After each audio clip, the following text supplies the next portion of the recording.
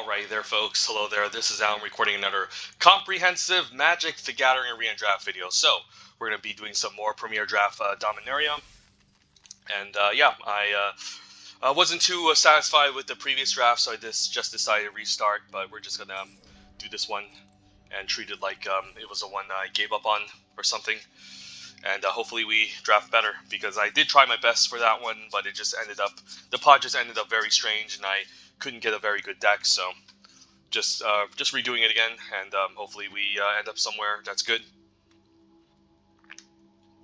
But overall, Dominaria is about to end very soon, so just want to squeeze in as much content before it goes away.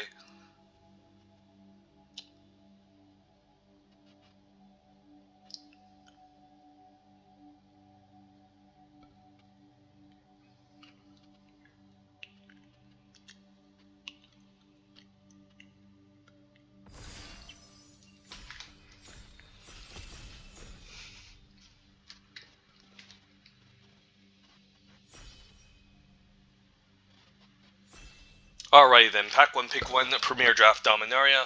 What do we have our fine pleasure of opening for our Pack 1 Pick 1? We opened up, what's this? Teshar, Ancestors, Apostle, quite good. Obviously you need to be white to cast it, and then you need to have a bunch of historic spells to trigger this consistently to get value once something with CMC 3 or less for something CMC 3 or less to be brought back to the battlefield. But we're probably just going to take Cast Down here. Cast Down is one of the best uncommons in the set, and just a solid, excellent removal spell. White is one of the more weaker colors along with green too, so not necessarily a big fan of starting with a white card. Plus, not a lot of the historic cards are really good at common. You're mostly just going to try to end up playing, hoping to get some good sagas, other good legendaries, or maybe play some equipments to get this going, to get Teshar going. But we're just going to take Cast Down here. Soothsayer is fine, and then out of the commons, these are all just okay, all three of these. But let's just take Cast Down here. Solid, efficient removal. Black is one of the better colors in the formats to start with. And then we could just follow the Sapperling Migration. Haven't drafted the Sapperling Migration in a long time. I mean the green-black Sapperlings deck, but it's one of the key archetypes in the set. It does require you to start pretty early picking up these Sapperling Migrations, since if you don't have a huge influx of ways to go wide and generate Sapperlings for synergy reasons, the whole deck can just kind of fall apart. Also, I think the Sapperlings in green are a lot better than the green ramp strategy.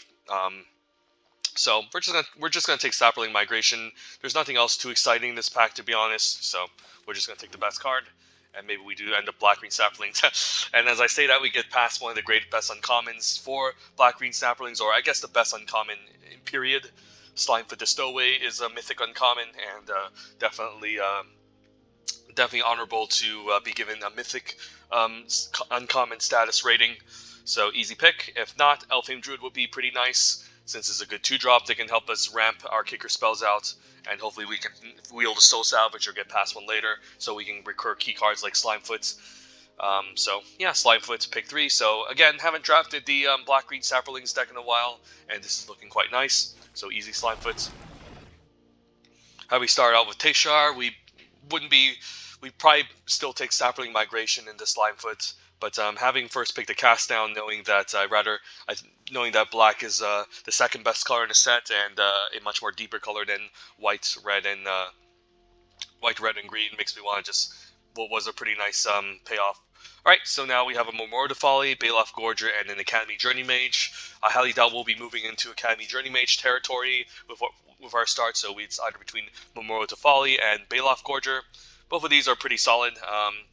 Usually Baloth Gorger, it's better off in a green ramp deck, but given that it's really early and we just need to lock ourselves with playables, I think I'm just going to take a Baloth Gorger here.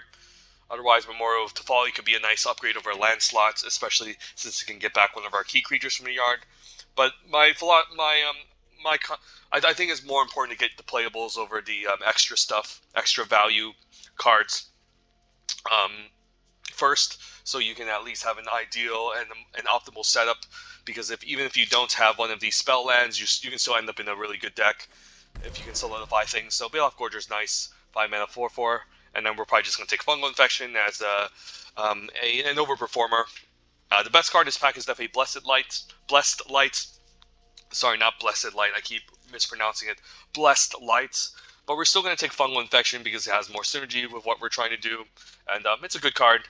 It's not like a top black common or anything. It's like number 6 or something, but it's still synergistic, and we just want to go for synergy, and we just want to stay on color.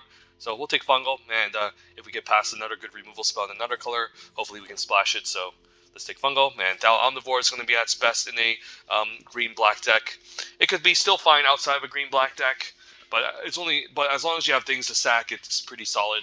But it's going to be at its best here, and they did fix the bug where you were unable to gain life when it sacrificed a Saproling, but now they fixed it, and that's quite nice.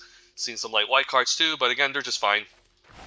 I think just white and green are just the weakest colors in this format, and you don't need to think of them too highly. Dark Bargain's a nice 2-for-1. Definitely prefer Soul Salvage first, but having a copy of Dark Bargain is always nice in any black deck. It functions as their 4-mana divination at instant speed, and I usually don't like more than one copy because the damage do pile up, but sometimes I can play more than one. We're going to take it here over, I don't know, Tiana, but yep, and we even got the Memorial to Folly, and then there's a Windgrace Acolyte here. Do we need Windgrace? Windgrace is pretty good with Soul Salvage and other ways to get back things from the graveyard, but since we don't have any, I might just be leaning towards a Memorial to Folly, to be honest. I think it's more important to take a payoff for the graveyard before taking an enabler. Black-green Black does have this graveyard theme, but it's not that heavy in this format. So if you don't pick up any ways to generate things out of the graveyard, Windgrace Acolyte just doesn't feel amazing. So we'll take our Folly first. And yeah, Thal Soothsayer. So green-black is really open, and we're getting past all the green-black good cards. So that's really nice, and that hasn't happened since for a while recently, especially for the set. Typically speaking, it's not easy to get into this deck because, again, Saproling Migrations is one of the top green commons and everyone wants it. So you're better off, just drafting some sort of blue good stuff deck. And we'll take a Cano in case we need more removal. And yeah, this deck looks really awesome. Really excellent start, and we're getting hooked up. The whole pod seems to not want to draft green-black. And this could actually be one of my best drafts in a long time, so we'll see. Hopefully we can pick up a Soul Salvage later. And what do we open up here? Oh, well, we have Llanowar Elf and Skittering Surveyor, both excellent. Typically speaking, if it was pack one, pick one, I would definitely prefer Skittering Surveyor over Llanowar Elf, but given what we have, I think it's just Llanowar Elf here. Shalai is also quite powerful.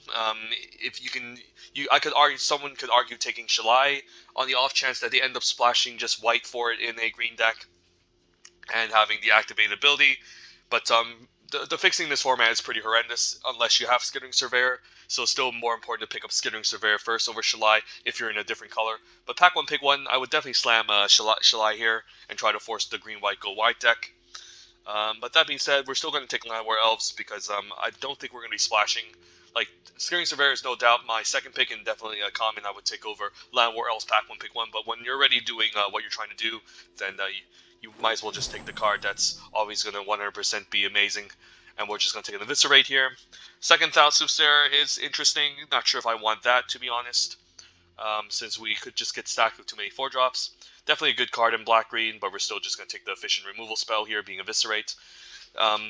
Between Cloud Reader, Sphinx, and Eviscerate, pack one, pick one, I would lean towards Cloud Reader, just because it puts me in blue, the best color. Although, again, black is as deep as blue, so I don't know. Maybe Eviscerate's the right pick since blue is typically overdrafted. But definitely going to slam the Eviscerate here, so we're really getting hooked up here. And between Vicious Offering and Yavimai Sapper, this is hard. I think we still take the removal spell, and then once we have our Vicious Offering, maybe we can pick up more Saproling generators. But I do want to have at least one copy of a Vicious Offering and Eviscerate in my deck before I take up the Yavimai Sapper.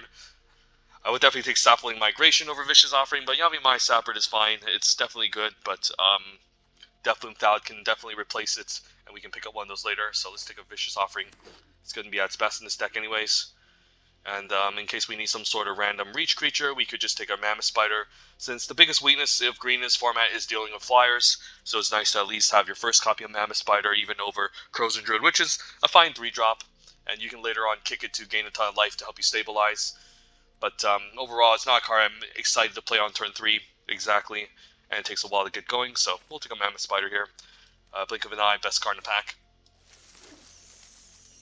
And then Sapling Migrations, excellent, pick 5. We could have also ended up in some sort of blue-black control deck had we abandoned our green, but knowing the first pack, it felt like it was very open, so happy seeing this. Sapling Migration is the second best green common. And then, Whisper Blood Liturgist is adds best in this sort of deck. And then, yeah, that could be a reason now to hopefully have access to 1 copy of Windgrace Acolyte for some self-mill, since this could be pretty nice to bring back cards like Slimefoot and other key cards. So Whisper definitely looking excellent. And gonna take the Thal Omnivore now. Probably don't need Baloth Gorger since we're not really looking to be ramping. It makes more sense to have more copies of Thal Omnivore with our Go Wide Saprolings game plan over everything else. And not sure if I need second Whisper. Probably not. In case I need a filler 3-drop, there's Howling Golem. Not sure. I'll probably just take the rare for the collection, honestly. I already have a Party Wanderer. Highly doubt I'll be playing 2 copies of those. And then this pack is just kind of whatever. Just all these blue-red cards that are probably given to the person to the right of me. Which it seems like they were drafting blue-red in the first pack since it was... they passed me all these black-green cards, so yeah. First big cast down gets rewarded. Primeval's Glorious Rebirth is a cool card, but you need a bunch of legendary creatures on the battlefield to really make it go off consistently. Plus, it needs to be splashed. So yeah, second pack went all right. It gave us some good tools. We got an Eviscerate here, a Vicious Offering, Land War Elves, so seemed fine.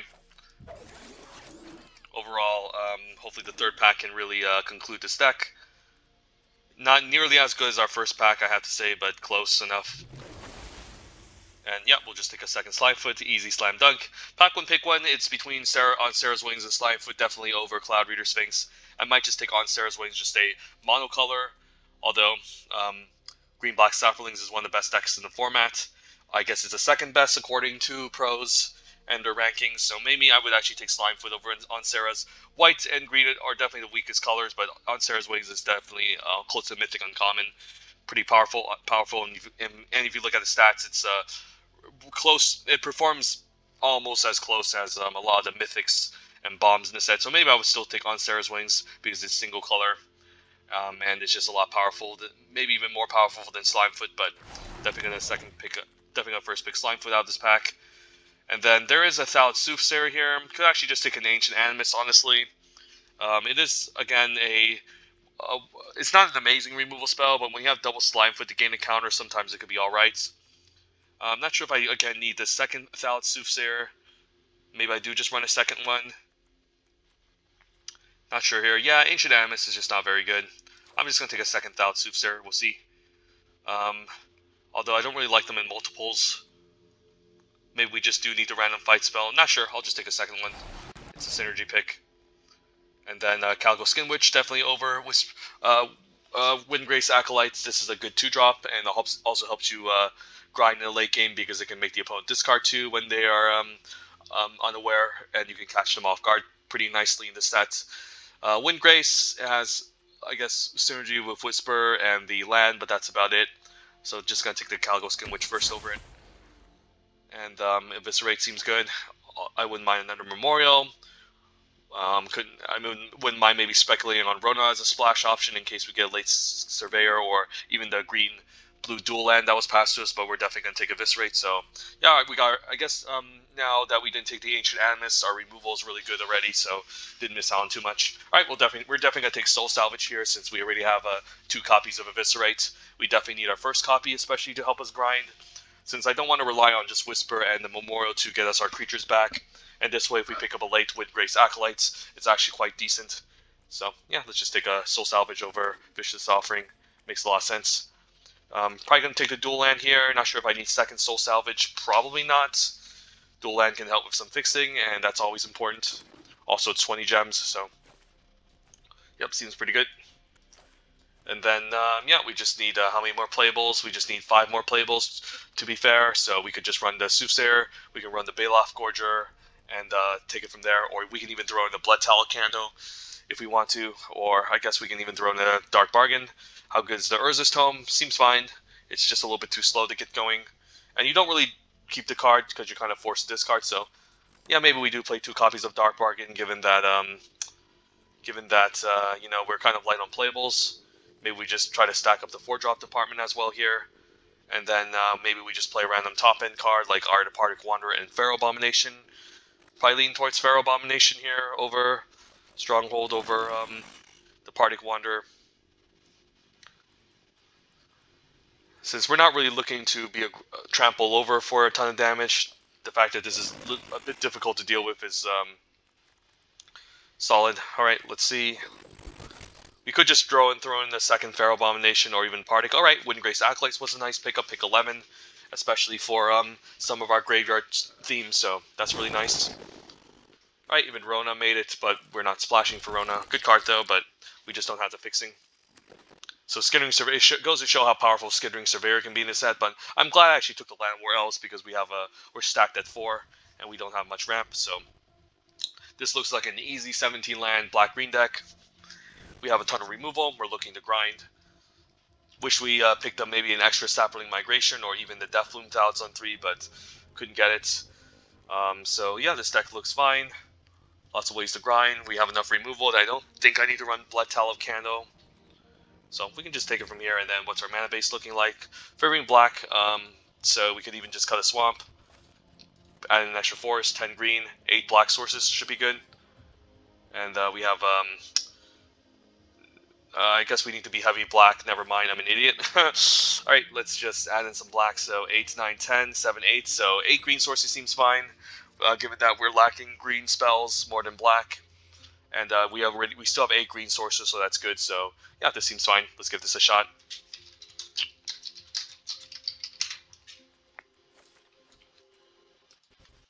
This is apparently the second best deck in the format. It goes blue-red Wizards, green-black Sapperlings, blue-black Control, and then blue-white Flyers. And then it goes between blue-green and I think black-red. They're both kind of close in terms of power level, and then everything else is kind of in last place. Not unplayable, but in last place. And I hate to say, but most of the white decks are kind of in last place. I still think white is still maybe better than green by slightly, but I definitely know for sure green and white are definitely the worst 2 colors in this format. And you know, green and black, blue and black are the deepest. Red is okay. Red is as deep as green, as white, but overall, it just plays a better. It just plays better in this format since it has a lot of good removal spells at common with Shivan Fire Intervention and Ghitu Chronicler. Whereas white's trying to be aggressive, so and being aggressive is not amazing as a strategy in this format. So I wonder how you managed to get your orange letter here. I'm still gonna keep this. Yeah, we'll keep this. Yeah, how does he do this? I have no idea. I guess they're special, or they're a special sort of player. So not sure. Fine just running out the Sapperlings. And then fine running out the Soothsayer. If Soothsayer gets answered, we can play Whisper and try to get back. Although that would require sacrificing our tokens that we already played. So that can be awkward. Right, Chronicler is a good blocker. So another reason why 2/2s aren't great, because of cards like this, and we'll just say go. Hopefully get our 4th land. Halar, alright. Don't mind eviscerating Halar. I'm not sure if I need to do it now or next turn. Halar's interesting. I mean, playing out Soothsayer is also interesting, but I don't think I'll be sacrificing anytime soon. So I could just eviscerate Halar here just to slow him down. And then we'll just run out maybe the Soothsayer next turn.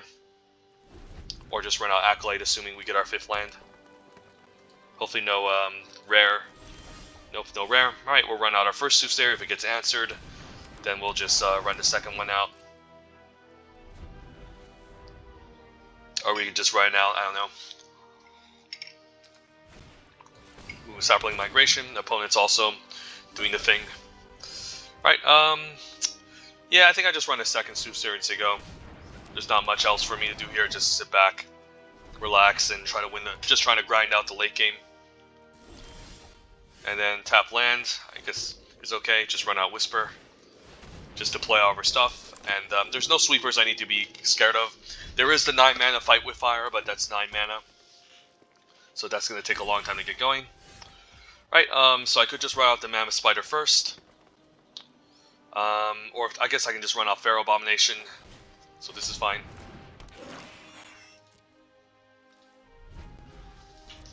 Hopefully Windgrace doesn't mill our Soul Salvage, which sometimes incidentally happens and it's kind of sad. I hate to say. But I guess we can bring it back with Whisper. So first things first, I think we're free to attack with a 5/5. And if he has any tricks, we could even have Fungal Infection to kind of mess with him.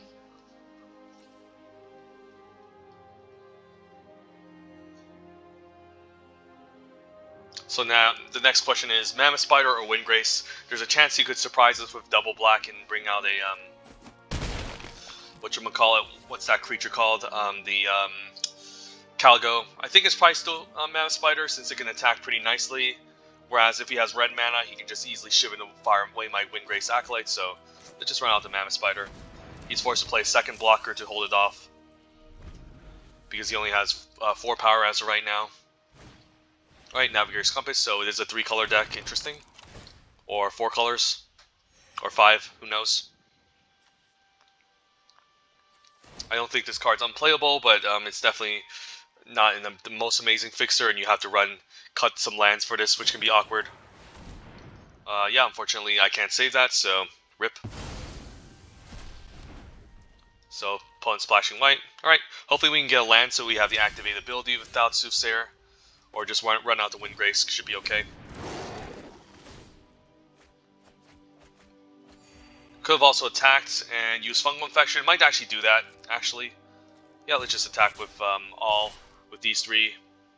And then if he blocks the 2/3 and try triple block it, we'll just Fungal Infection to take out the Ghitu Chroniclers, so it stops being a problem. So we'll let this resolve, and then we'll just use this. And then, yeah. Just want to get rid of blockers so these 2/3s can start coming in. And now I also have Whisper to activate. I could have also sacked the Pharaoh last turn, but I would have to sack 2 creatures, so I didn't want to sack a creature for no reason to not bring anything back, but now I can maybe sack something at instant speed. That's fine.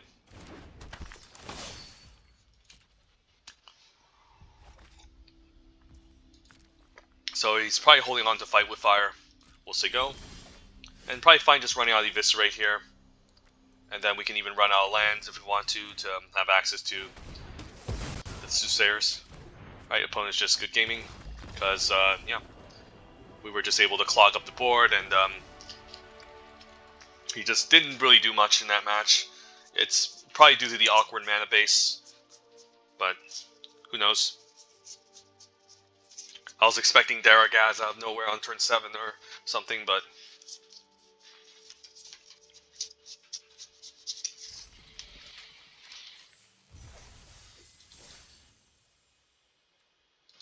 we'll keep playing.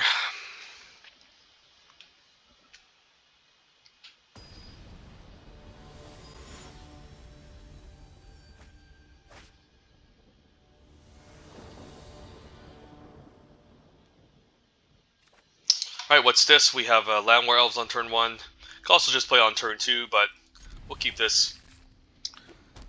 And then we'll see. Alright, I think I'm fine playing on turn 1, even though it doesn't really matter much, actually. Let's just run this out.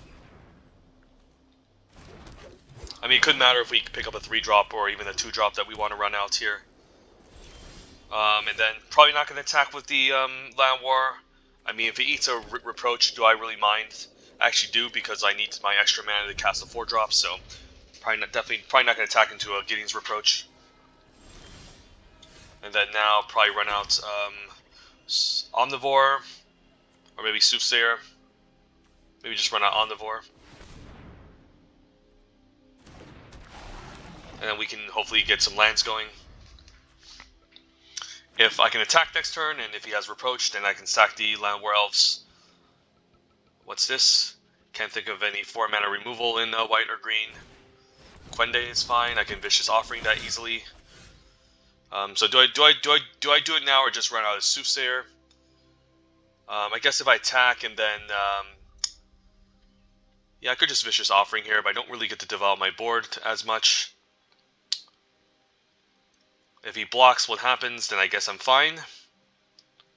Nah, you know what, let's just get rid of this before he does anything fishy with it, and then we can attack at least for 3. I guess we can attack for 3 here, just to keep up cast down in a turn for mana efficiency if he plays something.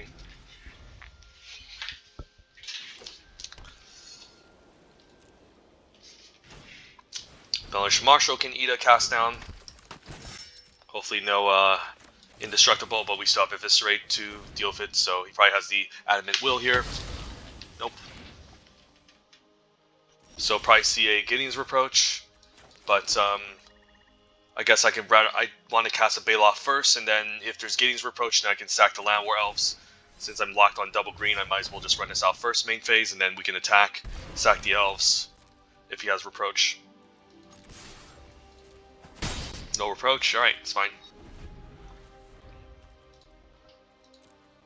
Could have a Blessed Light next turn.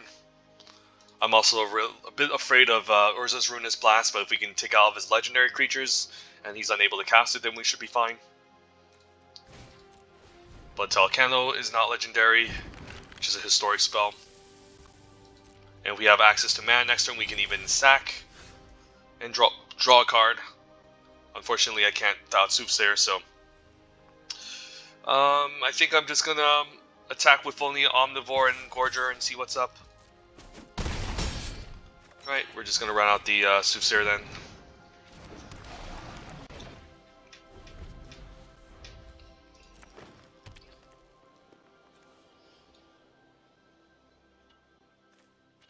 Green-white is usually a go-wide deck, so surprised didn't see any early game. Alright, there's the Sergeant at Arms, fair enough. And then probably just going to attack with a 3-3 and a 4-4. Don't really want to eviscerate the Sergeant at Arms, doesn't seem very good. Might also hold on to this just to kick it once we get an extra land, so maybe we're just fine sending all 3 of these, honestly. Yeah, I don't want to put my other creatures in harm's way. So he's forced to chump. He can double block this. And then I guess I can might as well just eat a token, and since I have a backup without Soothsayer, I don't really care about losing this. Just want to get rid of a token at the very least. And then we'll just play out a second one.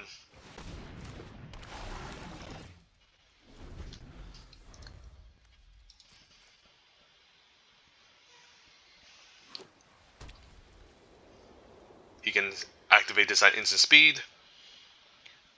He can also activate the Blood Talon Candle, but it's 6 mana, so it's going to use up his whole entire turn. Alright, so he can still chump block, but that's it. I could also Eviscerate just again for lethal, but I feel like he could also have a Gideon's Reproach, so let's move to combat. Let's swing.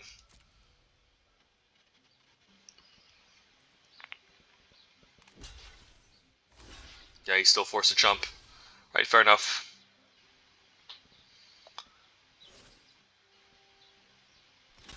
Interesting.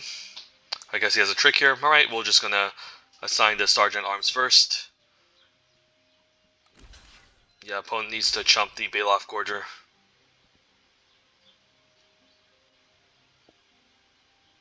And we can run out Whisper. Yeah, he needs to chump one of these 2, definitely, so, okay. So this kind of forces me to sack a creature. Maybe I'm fine sacking the Land War Elves at this point. Or maybe I'm fine with the trade. Maybe I'm just fine with the trade, honestly. Yeah, just offer a trade here.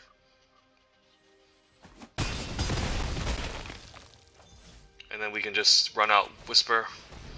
And he needs to survive here. At 1 life, it's going to be pretty difficult, so I can even swing the Land War Elf, so didn't mind a trade there. This is definitely the best attacker, but at the same time, he's a low life total, so it was fine just throwing him under the bus and at least getting in for 2. Alright, kick Sapperling Migration is a bit annoying, but he's still kind of forced into chump block mode, but we can just kick our own Migration here. And And then I could just actually bring back the Thal Omnivore if I want to, so let's move to combat and just swing these two in.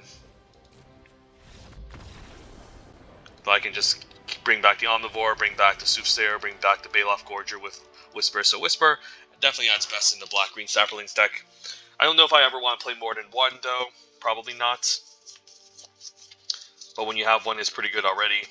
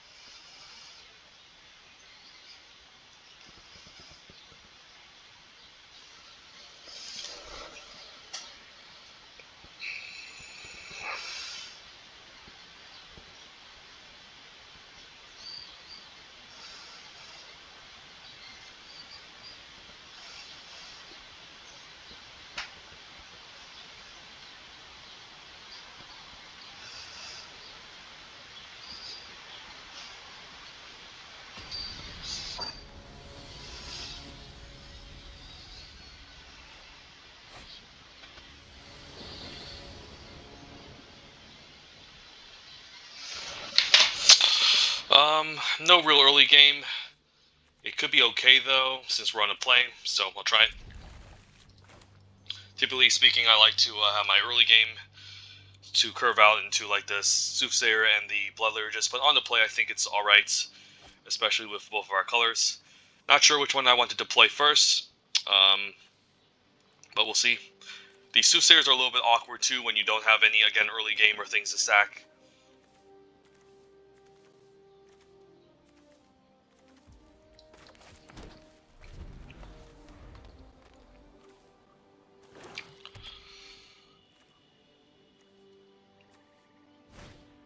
Stronghold Confessor on one, so opponent with a pretty aggressive start.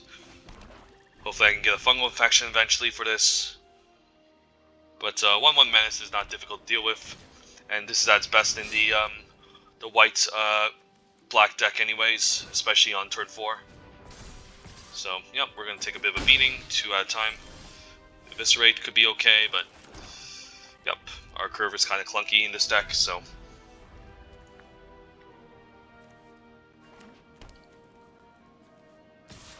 So do I really want to eviscerate a Stronghold Confessor? It seems pretty bad. I could cast down on it, but maybe I take the turn off the Dark Bargain for some lands. Maybe that's better. We'll see go. Do need to hit some lands here and also hit some, maybe don't mind putting some creatures in your yard since Soul Salvage can just get them back. So we'll take 2. And then end of turn we'll probably just Dark Bargain. Ariel, we're definitely going to eviscerate, so let's Dark Bargain here. And then, yeah, we definitely want the lands, I think. I could also argue taking the Windgrace Acolyte since we kind of have our turns covered already. Yeah, maybe I do.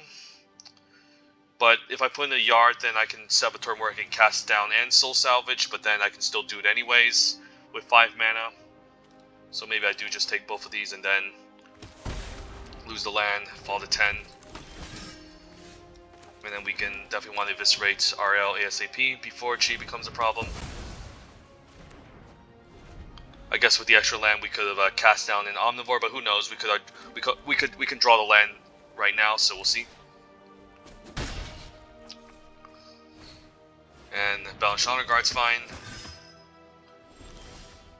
So let's see. Let's probably definitely run out the land, run out the Omnivore. This way, if he moves equipment onto the Balanced Honor Guard, I can still block it.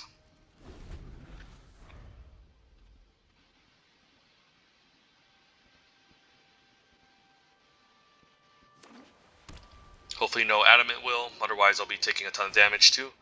Bardic Wander, I guess that needs to be cast down instead.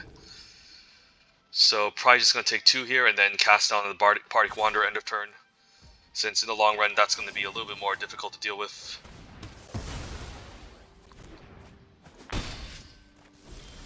Alright, Vicious Offering is perfect. So now we can run out a 4-drop, probably the Thought Soothsayer, and then keep a Vicious Offering.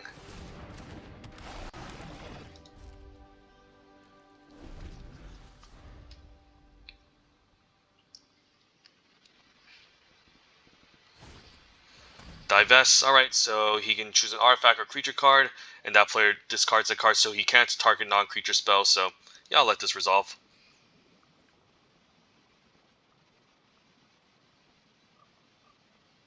And I can just bite him back anyways with Soul Salvage, so it doesn't even matter if he takes out my creature.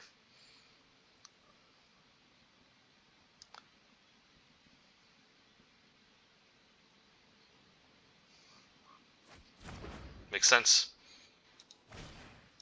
Another RL, alright, so that needs to die, so I definitely want to use Vicious Offering on the 4/4. We'll see.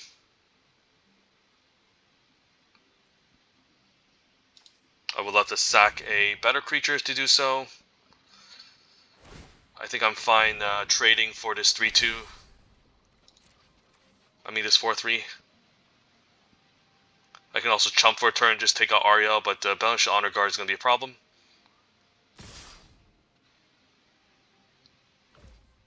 So let's see, probably fine. Yeah, we're probably fine moving the blocks. Block here, and then before damage, we want to kick, destroy the Ariel, sacrifice here. So we only take 1, and we can just get our creatures back. So that's good. So if we run out Soul Salvage, what can we get back? We can't play anything back, so we might as well play tap land, run out the Whisper, and then next turn we can Soul Salvage and then get a 4-drop back like the Thallid Omnivore, Soothsayer, or Windgrace Acolyte, so it seems good. So we'll just take 2. Opponent has double Ariel, so it's kind of scary, especially if he has Soul Salvage. Alright, Slimefoot is excellent. I can also just Slimefoot and make a guy. If we Soul Salvage and get back the Omnivore, we can still double block. I'm down to just play Slimefoot and make a guy, honestly. I guess I can even get a combo going where I sacrifice Slimefoot. But we're just going to say go. I guess I can still double block this with Slimefoot and token, so we'll see. And if he tries to kill Slimefoot, then I can Whisper and get value as well, so I can still make a token, sack both, and then get back an Omnivore. Opponent plays Dub. Alright, that's a little bit annoying, so we need to find a way around this. The fact that it has Menace is also quite concerning, so we'll see what he does here. So let's see, yeah, probably just need to make a dude here. And I guess I can sacrifice Whisper and a token to bring back, I don't know, Thallid Omnivore. I think that's the right play, so let's move the blocks. It sacrificed 2 creatures, right? So Whisper can still sack itself. And we probably just want the Omnivore here, so it can block the Stronghold Confessor a lot better.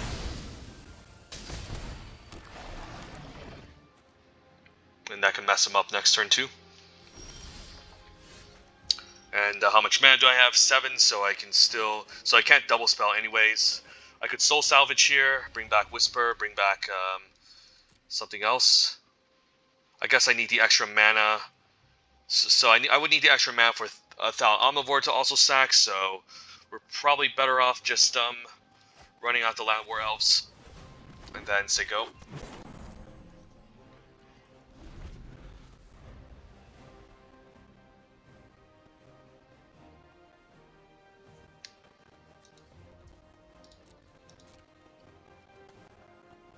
And if he does nothing, then that's a good sign. We can just keep making Saprolings all day.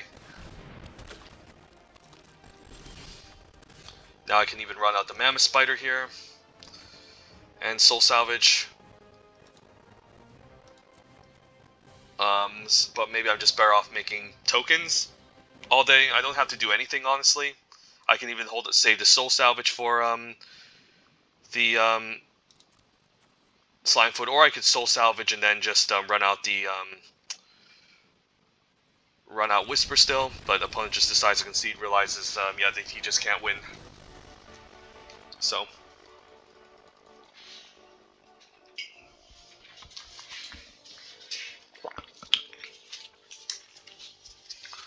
if the opponent, I think if the opponent didn't main phase Ariel, I think he would have been in a better spot, because I would have then forced myself to take out the whatchamacallit, the Stronghold Confessor, and he would have a 4/4 Vigilance lying around that can make 2/2 tokens and eventually take out my creatures over and over. But I think the fact that he decided to main phase and showcase Ariel definitely cost him the game, perhaps. We'll see.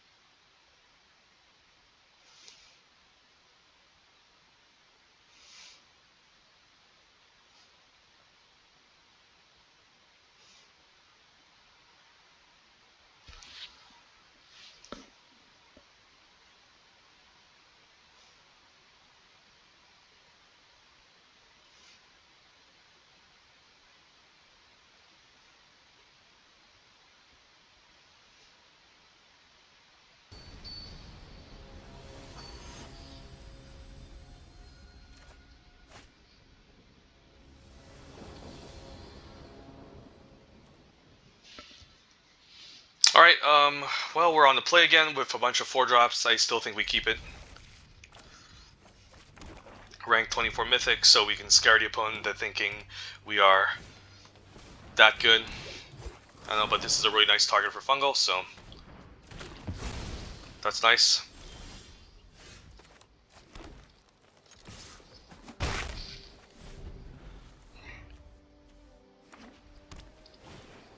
Mesa Unicorn, good 2-drop.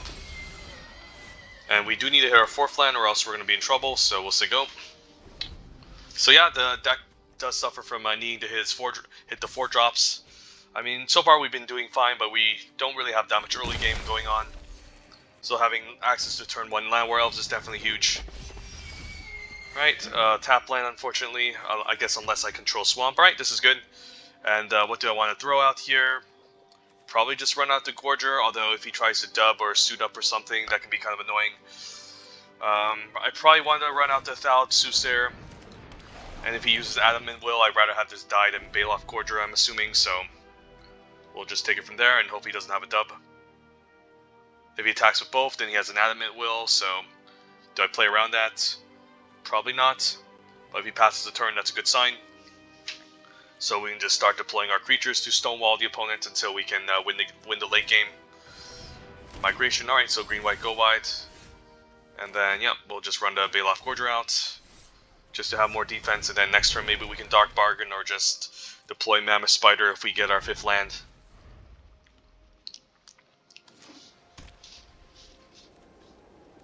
Hopefully no Song of Freyleys. Esther Glider is kind of annoying though, so that's going to put me on the clock. Alright, I guess we can run out a Mammoth Spider now, so let's crash in for 4 at the very least. Don't mind double block and trades. Just takes it, fair enough. And I guess Mammoth Spider holds off the flyer too, so that's good. So yeah, we just want to, again, stonewall the opponents so they can't attack into us. Alright, Celia on Baloth Gorger, fair enough. Would love to stack it, of course, but that's not the case. And we could just run out 2nd Soothsayer, or just run out Dark Bargain. Probably run out Dark Bargain main phase in case I get a land I can use the Soothsayer. And, ooh, these are all pretty good. I think I want to definitely eviscerate End of Folly. Even though the Folly comes in tapped, it's still a spell land I could use later, so we'll say go. Hopefully no Blessed Light on my Mammoth Spider. Since I'm tapped out, I do want to sack this. Barret is kind of annoying, but it's better in a defensive deck anyways, so I don't really want to concern about that much. So probably fine just running out Pharaoh Abomination. No creatures in the yard I need to worry about, so this is fine. And then I can start attacking with this, although I need to pay the tax, which can be quite concerning. I'm also hoping he doesn't have an Urza's Ruinous Blast, which can definitely mess me over.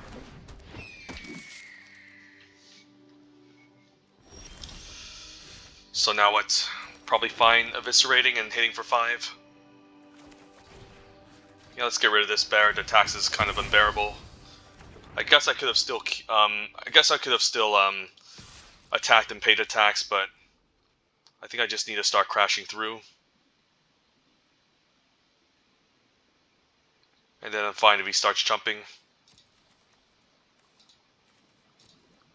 And if he has a removal spell, I can still stack the Mammoth Spire, draw a card, take a bit of a beating, and then buy it back and maybe recast it next turn. And if he quintuple blocks, then that's a good sign. Or quadruple blocks.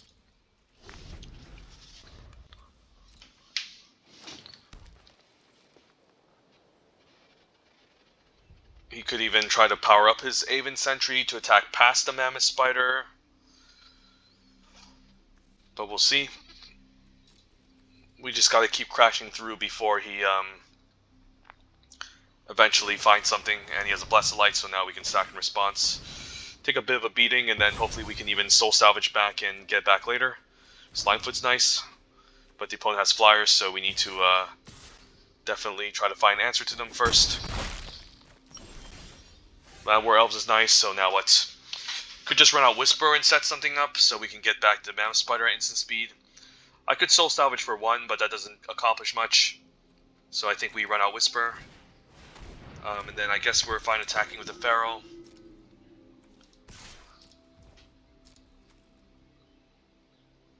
And then we want to run out the Slimefoot. And then we can use Whisper at instant speed next turn to sacrifice 2 Sapperling tokens to get our flyer, to get our Spider at instant speed to maybe ambush, assuming Whisper doesn't die.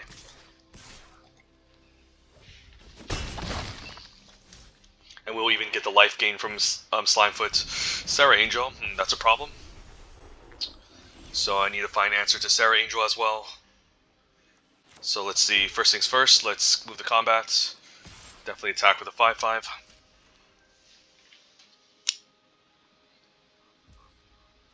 And let's see how much damage, how much mana do we have access to. 4, we have 8 mana, so we can activate Slimefoot twice and do something. I think I'll do that. We'll just say go. Also run out the War Elves. But again, this is fine.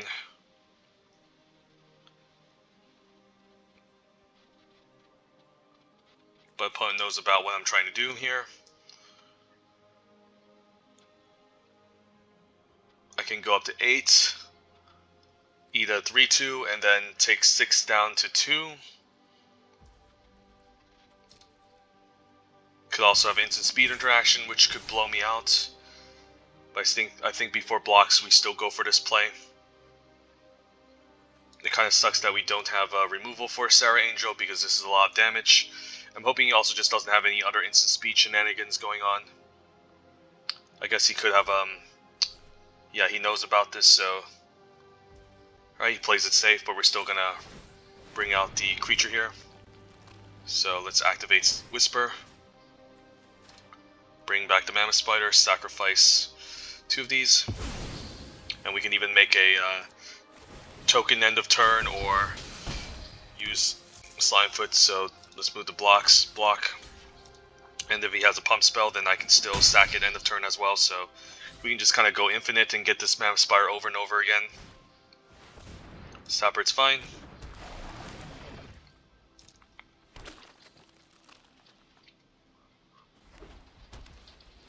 And but the opponent has no answer, so we can just keep making tokens.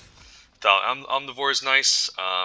We don't have anything in the graveyard, so not going to concern against a Whisper. I do like to maybe draw some cards off of the Soothsayer, but we still need to keep up the activation. So, I don't know, let's just run out the Line of War. Let's run out and then just pass the turn, I guess, since I might want to make a token in the turn and just sack it. Sure. I can even sack this at instant speed with the Soothsayer and then get it back.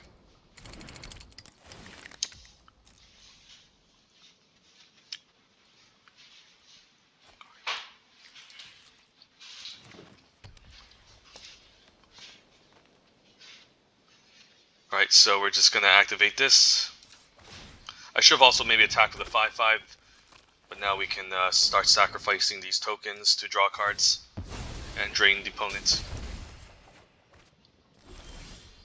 Cast Down's nice, especially against Sarah Angel, so I can keep that as a combat trick. First things first, let's smash with the 5/5. And then I have access to 6, 7, 8, 9, 10 mana, so I can still run the Thal Omnivore, keep up the activations, and take it from there. And I don't mind the triple block here. I can also just bring back Pharaoh Abomination eventually with the Whisper. So in fact, I don't really even need to play anything here. I can just let all these traits happen. And then, yeah. Keep making tokens, reanimate with the Whisper.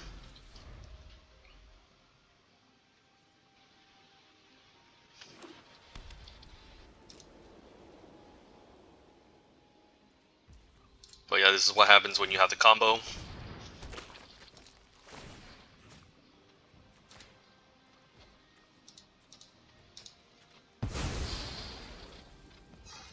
So yeah, Slimefoot is just a busted engine in and of itself. I can even make a token and sacrifice it in the turn to draw cards, so yeah, we can just go infinite here almost, which is pretty gross. I can even kick a Skin Witch. There's so much we can do. Let's just attack for 5.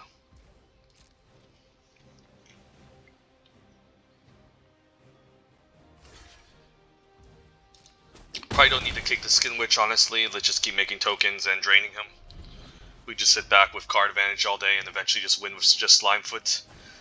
So that's the reason why it's called a Mythic Uncommon.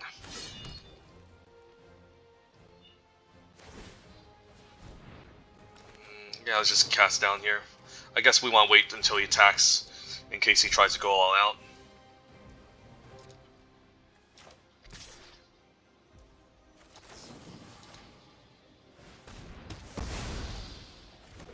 And we're probably going to see a quick concession here. Yep. Yeah, Slimefoot, Whisper, the combo's just insane. Like, yeah, it's just, because that's why it's important to have removal, because of crap like this going on in the format, but, yeah, if you can't deal with Slimefoot and Whisper, you're basically just screwed.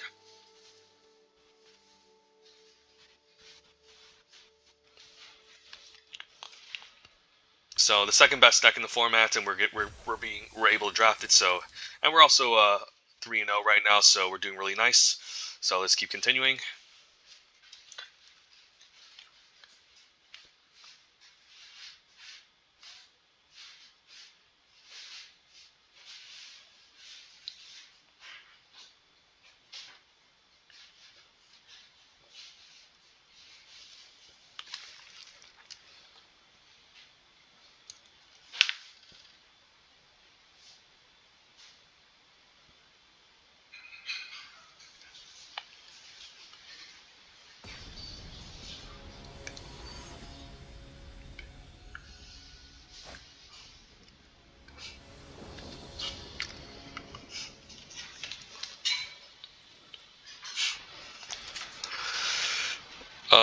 Alright, this is an interesting hand. No early game.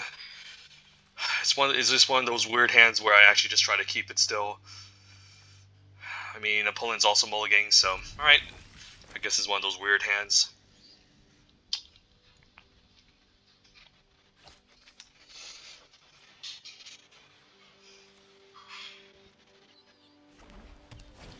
Another white aggressive deck. Alright. Well, maybe this cast down can snatch something juicy. Like a Triumph of Gerard on a Spartan Construct. I'll take that. And we definitely want to kill it before it deals damage to us. Yeah, we'll let this resolve, and then probably just gonna kill it. Yeah, we'll just do it now before it puts a counter somewhere, and hopefully there's no Adamant Will. Nope. So now he can, next turn he can hit me with a 1/1 flying first striking lifelink, but it's only 1 damage, so it's not a big deal. And we might as well run out the migrations. So Triumph is a fine card, but when they have removal, then it's not amazing. But you'll still play it in white sometimes. Yeah, let's just attack for 2. And then I'm fine just putting pressure here. Don't think I need to generate value of the Soothsayer, so that Omnivore makes a lot of sense. Also, the 2 life that we gain off of it offsets the damage that he's trying to deal to us. We even have access to Vicious Offering, so we're definitely in a good spot. So move to combat. Could see a Gideon's Reproach, but then I can just sack my Saproling in response. So maybe see Gideon's Reproach here. What's this? Right, fair enough. Denying some damage. And then Soothsayer seems good. And we just have the Recursion to get these 2 cards back, same with Soul Salvage. So yeah, black is pretty good. Yeah, we can attack with all. If he tries to Reproach the Soothsayer, then I can sack it to itself to draw a card. I could also stack it to deal extra damage, but I think I just want to draw cards here.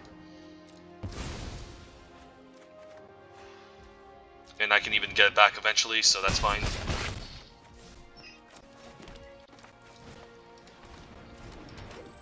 Yep, we'll just say go.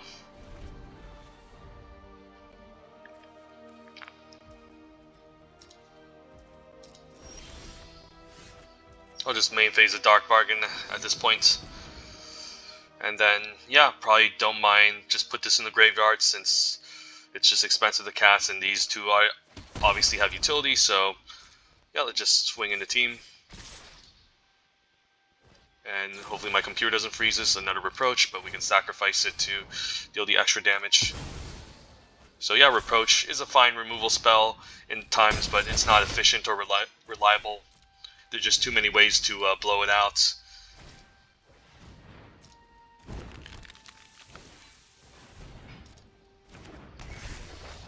But yeah, it's just yeah, don't get me wrong, white is pretty deep in terms of commons. It's definitely deeper than, a whole lot deeper than green. But again, aggressive strategies aren't amazing in this format. Like sometimes you could just run away with the game by like dubbing onto your Mesa Unicorn or Voltroning a creature with a bunch of equipments and enchantments and just trying to run them over. It does work, and you also have access to Run Amok. But when you're facing the onslaught of recursion spells, cheap interaction like Blink of an Eye, even Fungal Infection and Vicious Offering and Shivan Fire, you can get completely blown out and 2-for-1'd. So that's why I have red slightly higher than green, because even though red is an aggressive color paired with blue and basically an aggressive color overall, it can still play a controlling game plan with the late game removal spells like Fire Intervention and Ghitu Chronicler being able to get back the removal spells. Also, red has some fine 4-drops, some decent blockers as well with the Rampaging Cyclops, Keldon Raider, and even Fight with Fire you can kick later. So yeah, I definitely lost my fair share of games to white opponents who play the white aggressive decks, but it's not the most optimal strategy. It's not a bad strategy either, though. I'm not saying avoid white aggro, but just keep in mind that it's a bit of a fragile strategy in this format, and you're really looking to just play. You're looking to grind until the mid to late game to try to outvalue the opponent. So it's kind of like the it's the progenitor to Neon Dynasty Draft essentially, where one of the main game plans in Neon Dynasty is to just play a bunch of sagas, outvalue the opponent with the first and second chapter, get creatures, etc. And then this format is also looking to just grind out value with things like Eldest Reborn, get things back with Soul Salvage, draw 2 cards off of Divination, scry 2 with the Cloud Reader Sphinx. So this is definitely the fodder of Neon Dynasty. Right, so this seems okay. Well, we don't have any creatures, but we can get to land 4 and maybe draw some creatures, and we're on the play, so we'll try it. And hopefully they can give me a nice juicy turn 1 land War Elves. Come on, play that green mana. Nope. Maybe they're the ones with the fungal infection.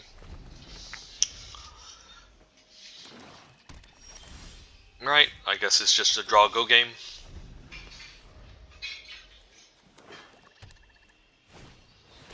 Ooh, alright. Definitely Thal is a little bit annoying to deal with.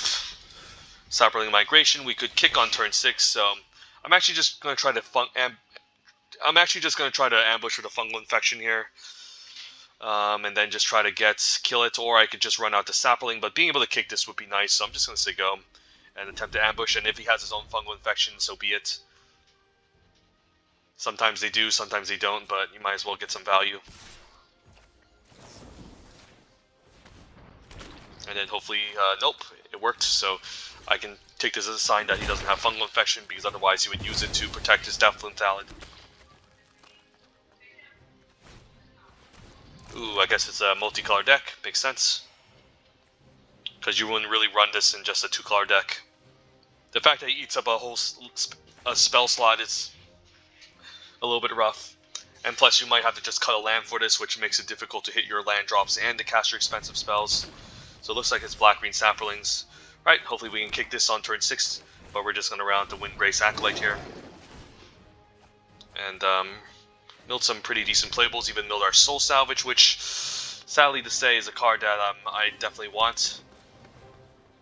But we're still okay if he attacks with all. Probably don't want to block, since he can Fungal Infection and get rid of this. So we're probably just going to take 3 and then kick a Sapling Migration. Or I guess we can just pass the turn and see what's up. Right. Could also run out to Soothsayer first, but I think I'm just going to attack here. Because I'm planning on kicking this Sapling just to be mana efficient. Resolved, so yep, let's just kick the Sapling Migration.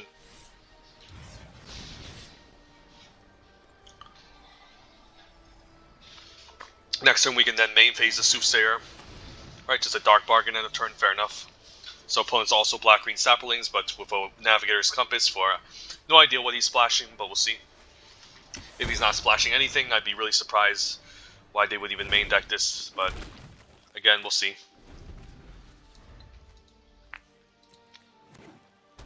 I do have the Whisper to get things back from the graveyard, same with the land, so unfortunately milled a card that I'm not necessarily interested in getting back. Slimefoot is a bomb, so that needs to go. Right, I'm definitely not going to block these 1/1s since he can just gain life off of them, so I mean, I could trade for 1, but nah, that doesn't seem good. I could also just run out the Soothsayer, honestly. I can't think of anything. I guess he could have a Vicious Offering here. So maybe I just give him a turn for Slimefoot and then just attack with the 3/2 because I might want value if he has a Vicious Offering. So let's just attack for 3 and then maybe answer this next turn. Because this does imply a Vicious Offering here. Maybe he's still holding on to it, but I think if I was him, I would fire it off. So maybe he doesn't have Whisper. He probably doesn't have. Maybe he doesn't have Vicious Offering or even Fungal Infection in hand. So we'll see. All right, we'll see what this is. Could be Blessed Light, but then I can sacrifice the response, put this in the graveyard for in the future, and then draw a card. So happy that I played the Soothsayer. Ooh, he's going to use it on my Thought Soothsayer. All right, we get to get value off the Soothsayer now, which is nice, and then I can then eviscerate Slimefoot next turn and maybe start attacking. Or I can just run out the Pharaoh Abomination instead. Maybe just run out the Pharaoh and keep land in hand just in case he has the, the Calico Skin Witch. So let's just run this out, and then if he makes me discard, probably the land and Mammoth Spider goes. As much as like getting rid of this, like I don't think he's going to spend a whole turn just making a Saproling token at this point. So I'd rather just play out the Pharaoh here to get a difficult to deal with 5-5 on the battlefield. Right, sell the score, fair enough. But he needs to answer the Pharaoh Abomination eventually. Can't think of anything in single green that can mess with me here, so let's just begin by eviscerating the Slimefoot. And then I should just attack with all. If he wants to trade the Saplings, fine.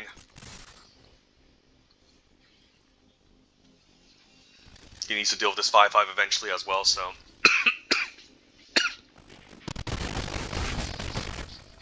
And then probably keep the land in hand still, even though I can maybe eventually double spell. With 8 mana, I still think it's important to just maybe play them out one by one, since the Skin Witch here can definitely wreck me. Alright, second Slimefoot, fair enough.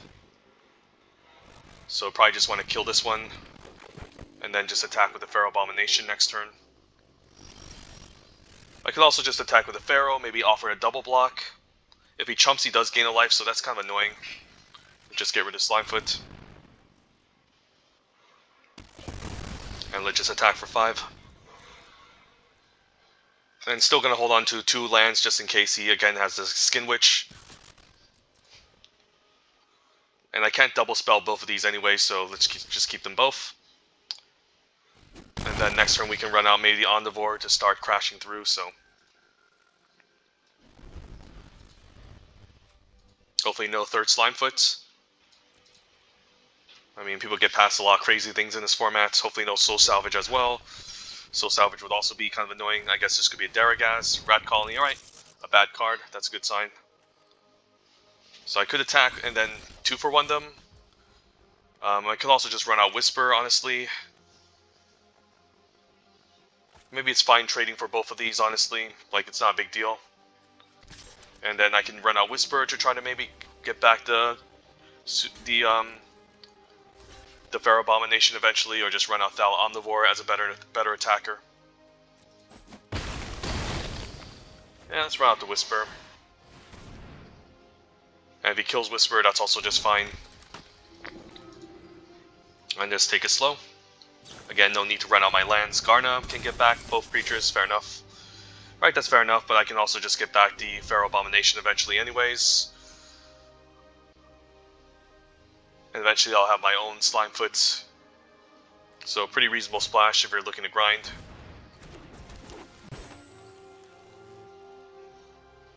Is he seriously going to attack here? I think I'm just going to do the thing. I guess there's Summoning Sickness, so I might as well just take 3. And then next turn we can set up the thing.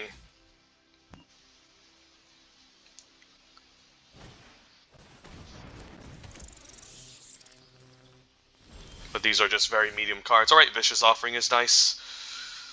So we probably want access to Vicious Offering, so maybe just run out the Omnivore, hold up Vicious Offering, and again, hold on to my lands in case of a Skin Witch. And then next turn we can then start running out lands, Mammoth Spider, and keep up Vicious Offering. Yeah, we'll say go. I don't want a Vicious Offering on a Land of War Envoy, especially if it's a card that I can easily deal with. Halar is kind of scary though. So maybe we do just sack a token to deal with Halar. Alright, let's activate Whisper. I could get back Pharaoh, or I can get back Thalid Soothsayer. Probably just want to get back the Pharaoh Abomination. Yep, seems fine. Get rid of both of these.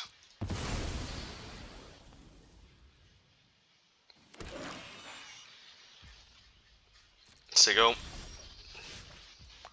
We're lacking fodder here. I think I'm fine just sending in the 5-5 here.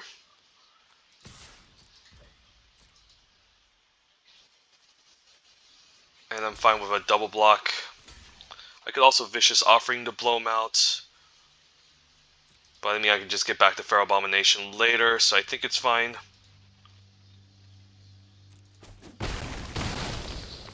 So now we can run out the Mammoth Spider, keep up Vicious Offering. I can even sacrifice Whisper to itself to bring back the 5-5 as well.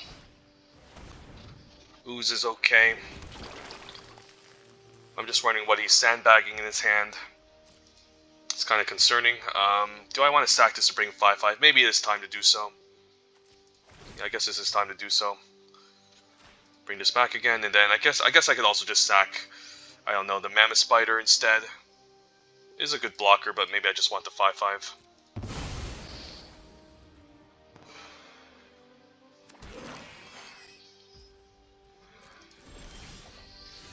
Dark Bargain is nice. Let's Dark Bargain main phase. I think that's fine. Cast Down and Land War Elves seems okay. And then we can keep up both, so we can move the combat. If I'm running out land, move the combat, attack for 5. Halar is also legendary, so I guess I can't interact with it. But I can attempt to at least take out the Corrosive Ooze, maybe, with the Cast Down or the Vicious Offering. Probably gonna have to use the Cast Down here because again, I can't target legendary. And if something goes bad, then I can still Vicious Offering here. But this seems okay. Let damage happen. And then, yeah, probably fine running out the Land War Elf now. Because Whisper can maybe use it to sack something. And hopefully doesn't kick a Skin Witch to blow us out. I can also bring back the Mammoth Spider. Eldest Reborn is kind of annoying. He can also bring back Garna, okay.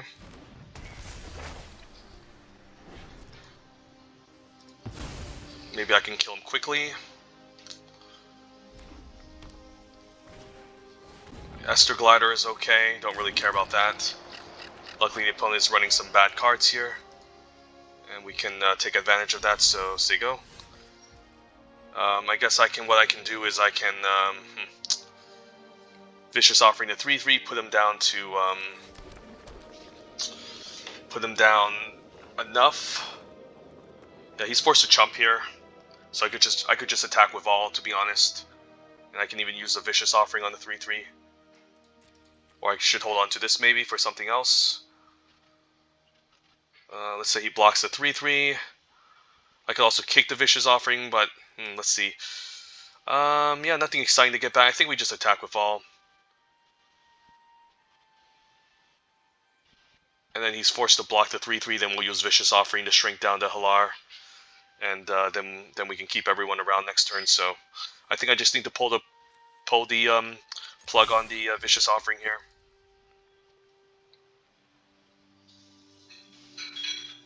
And then hopefully we can kill him before he gets a 3rd chapter on Eldest Reborn. And then we're putting him down to 2 here, so it's likely, but it's not impossible for him to come back.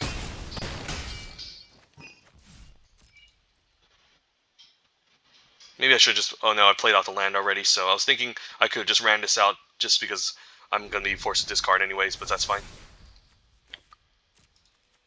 Let's see what's in his graveyard. He can get back Slimefoot, which is probably going to be his target since he has a lot of mana to spend. Kazarov, although he can't activate it, and yeah, we can just kill him, so that makes a lot of sense. He was in the Jund deck splashing for Kazarov's activated ability. And Garna, luckily didn't see too much removal in this deck. But Double Slimefoot is really scary. If you ever face against Double Slimefoot, it's kind of like a must kill, but luckily the opponent was missing his land drops and we were able to deploy some stuff to pressure him before we took out Slimefoot and before he had enough time to activate it. So, alright, so we're 6-0. This deck is really awesome. Haven't gotten 6-0 in a long time. Let's get our nice 7-0 here. Take out the final boss. And maybe reach top 5 Mythic or top 10. We'll see.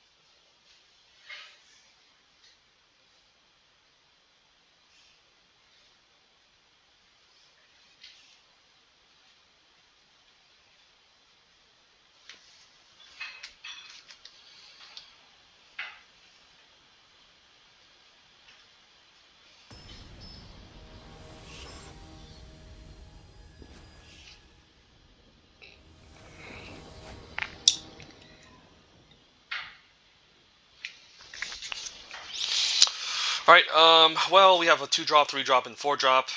I'm going to play this if the opponent's being aggressive. If not, it's a nice card to kick in the late game, and we still have our 3 and 4-drop on the play, so this seems like a pretty solid hand. Opponent also mulliganing here, so we get a bit of card advantage. Although being on a draw means he doesn't really lose that much. I had to sneeze there for a moment. Do I just run out Slimefoot? I think I do, since I have a backup Slimefoot. Probably just gonna run out the Valid Omnivore next turn. So that's pretty annoying. We can Whisper to get it back eventually, but we're still just gonna run out the Omnivore here. And then if we get a land, we can even attack with this, activate, make one at instant speed, and sack in response if he tries to block, so we can maybe try to free roll him, assuming we get a 5th land. Hoping this opponent doesn't have a ton of removal. Warcry is fine. If he attacks with both, I'm trading for Alar for sure. I still think I'm going to attack with the Omnivore, honestly, because trading for Halar seems pretty decent. So let's move to combat, and let's attack with the Omnivore. If not, then I guess we can run out maybe Whisper, since we can even make a token eventually and take it from there, so. Just want to get rid of Summoning Sickness ASAP, but we kind of have a combo set up now. We can just bring back Slimefoot if we make enough tokens. We can bring back Omnivore. Helm of the Host. Alright, that's a problem. That's a card that can easily run away with the game. So, yeah, I guess we are in trouble if we can't kill the opponent quickly. Yeah, Helm of the Host is a scary card, so I need to find maybe some instant speed interaction here. Otherwise, you can just keep making Warcry Phoenix, and that's a problem. Fungal Infection, unfortunately, might not do it. I could also just send in the team and just use the Fungal Infection here. Yeah, this isn't good. Maybe I do just need to Suicide Slimefoot since I have a second one, and then just use Fungal Infection to finish off Alarm. So, not much I can do here. Let's move the damage. And then we can use Fungal Infection to at least finish off Alarm. Can't think of a 1-mana pump trick here. Could see a Shivan Fire. Yep, that's too bad. Yep. And then I might as well run out the second Slimefoot, and hopefully this Helm doesn't have him run over the game, which is probably going to happen though, since he can just stay back and do nothing. Yeah, Helm of the Host is a bomb. Not an easy card to work with. I could also just attack, and then if he blocks, then I don't mind just trading for both. Right, the opponent's going to be on aggressive, so maybe I can win the game by draining him out. So 3, 4, 5, 6. 6 damage, or 3, 4, 5, 6, 7, 8, 9. I can put him pretty low here if I use Slimefoot. So maybe that's the game plan. We should just, yeah, we should just move to combat here. Attack, and then before damage we can make a token. And then we can even sacrifice this token and smash for a ton of damage. Gain life in the process. And put him down to 3, so we can just sacrifice tokens to maybe win the game. So surprise the opponent decided to attack there. Siege Gang Commander, alright, this is a problem. Alright, how do I win this now? I would need to sacrifice definitely Sapling tokens to win this. I can kick a Skin Witch. I guess I can attack with a 1/1 if he blocks it. I can still drain him for 1. He can just take out Slimefoot eventually, which is going to be a problem. So it's not looking good here. I guess I can at least send in the Valid Omnivore to maybe force a block. Either one of his tokens at least. Kicking Skin Witch is fine, but he can just keep the best card in his hand. I think the only real way out is to use Slimefoot actually, and then just make some tokens and try to drain him for the win. Because it's gonna be pretty difficult with Siege Gang Commander. I guess he can just deal 8 damage to my face and burn me out. So before blocks, we can just activate Slimefoot, I guess, and maybe hopefully get away with this, so we can do this. Sacrifice a token. And then we can sacrifice another token. We'll still gain maybe enough life to survive. He can take out Slimefoot, but I think this is kind of like a necessary evil here.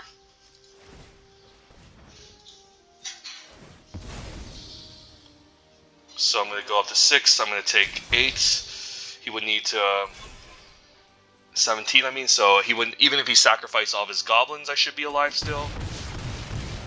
And the sad thing is that he would need to sacrifice 2 goblins to take out Slimefoot. Alright, maybe if I find a removal spell at the top, I can kill him.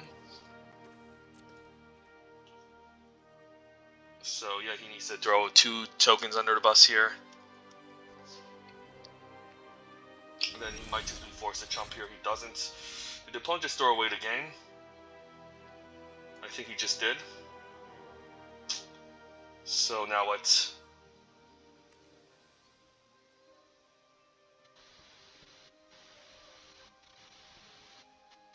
So we could just make a token here. I guess he can respond by taking out my Omnivore. But then I can respond by sacrificing Slimefoot. So this is a problem, right? I'll let that resolve. This is annoying. So I could just sacrifice Slimefoot in response, which unfortunately doesn't allow me to drain, but it does force him to chump. And I guess I can attack and force a block here and gain 2 life. Unfortunately,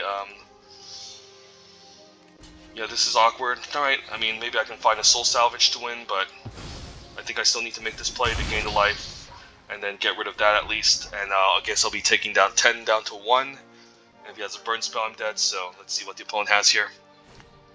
Alright, GG's. Yeah, once Helm of the Host lands on a creature, it's difficult to win. If I had maybe 1 more mana, never mind. I think I would need like another Sapperling to drain him, but I think I played that out as best as I could. I just needed maybe like a removal spell or something. A Vicious Offering would have been nice to at least take out the Goblin General. And then maybe I should have just drained him with the Slimefoot to win. Alright, let's move on to the next match. 6-1. Let's go.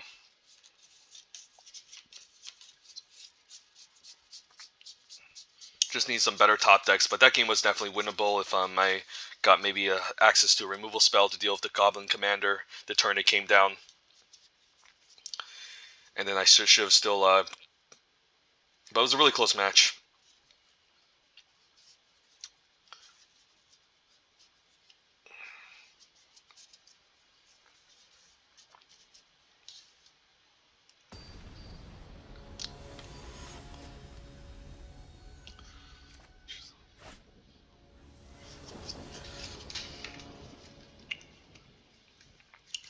Alright, what do we have here? This hand, it does not seem amazing. We're on the play, but we need access to green mana. We do also need access to land 4, so I think it's a mulligan.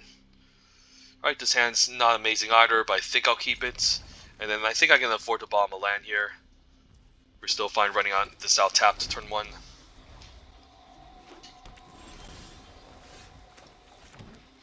We have access to some removal. Dark Bargain can help us refuel. Go see a Merfolk Trickster end of turn. Question is, do I take out the Merfolk Trickster? I think I do. Since the more wizards he has, the worse. And he's playing blue, so he can easily just tap out for syncopates. Just want to deny unnecessary damage while we can, and we still have cast down to answer something potentially annoying. Right, I could also just play around syncopate here by using Dark Bargain at a turn over Thal Omnivore, which I think I will. Because if he's just passing the turn doing nothing, right, we can Dark Bargain now. And probably definitely take the land, and then just take the land. And fine taking 3 here. I don't think I need to cast down just yet. Could also just run out the Windgrace Acolyte, but yeah, I guess I can do that. But then I can't Omnivore into something else. I guess I can cast down in Soul Salvage. I guess I can Soul Salvage end of turn. Let's just run out the Windgrace. This is fine. We can still cast down in Soul Salvage if we don't get a land drop. and we can bring back our Pharaoh. We can even trade too if we want to. Trading wouldn't be bad since I can then buy it back and bring back another creature with a Memorial the next following turn. Hold on to my cast down for something scarier. So yeah, let's just go for the trade. And that's a better target, so let's cast down, and then just cast Soul Salvage, get our 2 creatures back. Or just run out Omnivore. Let's see if I run out Omnivore, what happens. If I Soul Salvage next turn, I still can't play any of my creatures, so I think I just want to get value from it now before he tries to counter my creatures here. And then that way we can still run out the Tap the Memorial. And still run out a creature next turn. Another Cloud Reader Sphinx seems fine. He might have removal for Pharaoh Abomination. But that it is what it is, and I can even like mill with the Windgrace to maybe get something back with the Memorial to Folly, or even the Whisper if we get that going. And there, as I say, Whisper, we get one, so let's just run out the Pharaoh. I'm a little bit hesitant of running on the land, however, because he could have a Kicked Skin Witch. It can allow me to double spell if I get another land, but I think that's a little bit too risky, so we'll see go. I guess if I run out land, I can still discard these 2 and use Whisper to get them back, but we'll see. Eviscerate, fair enough. So maybe I should have still ran out my land because I get punished now if I get a land. Alright, that's too bad. Let's run out the Windgrace at least now. Slimefoot so I can get Slimefoot with a Memorial. Kind of sucks that I have to give up a Saproling Migration, but with Slimefoot then I can just start making tokens. What is this? Maybe a way to get back a spell from the graveyard. Not sure how you can do it in the Esper colors.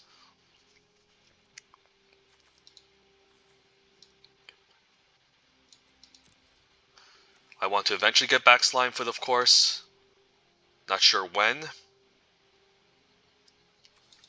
But maybe a turn I can activate this and play it out.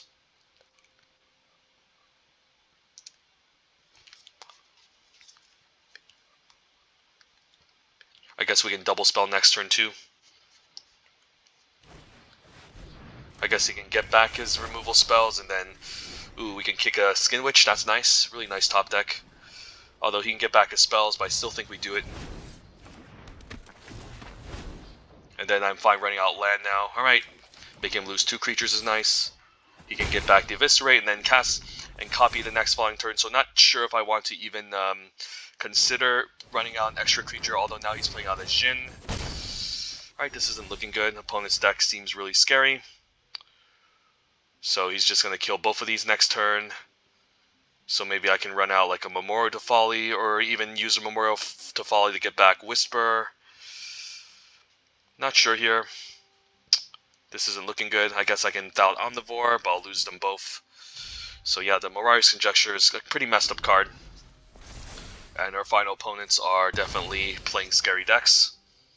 So he's going to run out the Eviscerate, take out both my creatures, which is kind of sad. But at least I can maybe bring back the Slimefoots, but I'm just going to be a little bit too late here, so I need to find my second Eviscerate.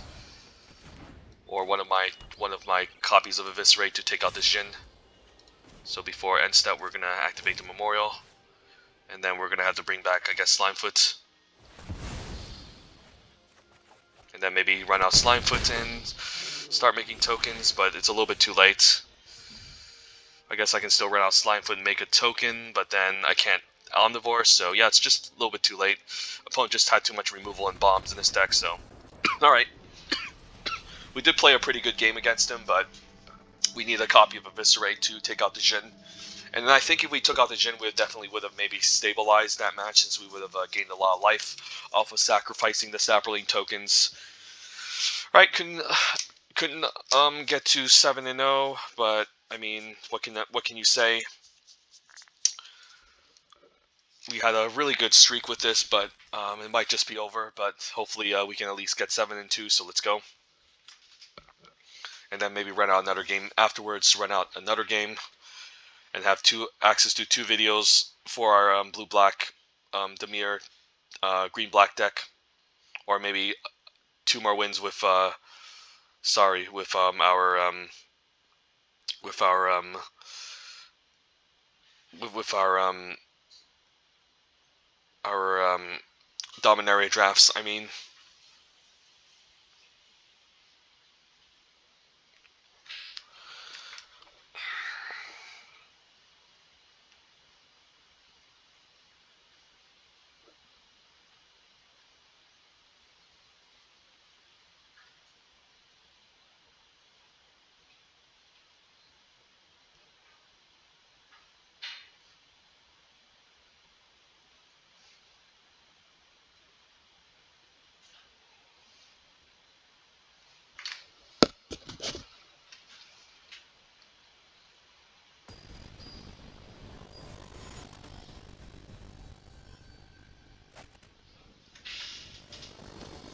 all right, it's a rematch. All right, let's show the opponent what we can do here. All right, this seems like a better hand. We'll try it, and let's greet our opponent. So let's run on the Cemetery. Wouldn't be surprised to see again a Merfolk Trickster on turn 2. Let's see if he has it. Nope. Could see a Syncopate on turn 3, but I think it's still correct to run out Slimefoot. Alright, Skittering Surveyor to help him fix. Hopefully he doesn't cheat out a Jhin, but we can eviscerate it if he does. Finds his white mana, but who knows, he could have black mana. Let's run out Slimefoot. And let's take out the Jhin if he has it. Because that's going to be game over if he cheats it out here. And he's probably going to cheat it out here. Yep. So that's always the play. And then luckily we have access to removal this time, so let's eviscerate the Jhin. And I think it's fine smashing for 2. If he runs the Aven Sentry, probably just want to run out the Mammoth Spider. Aven Sentry, alright, so we're just going to run out Mammoth Spider. Could also trade here, but he's definitely going to snap block, I think, so let's run this out and pass the turn.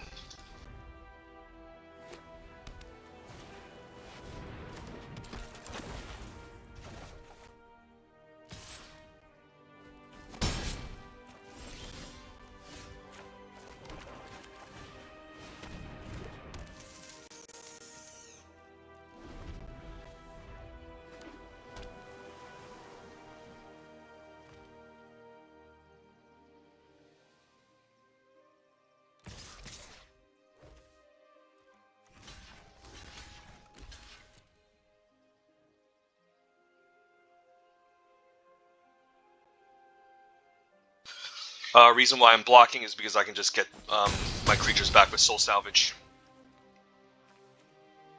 So I don't know what this is, but there's no, alright. Alright, I guess you can still reproach after damage happened, fair enough.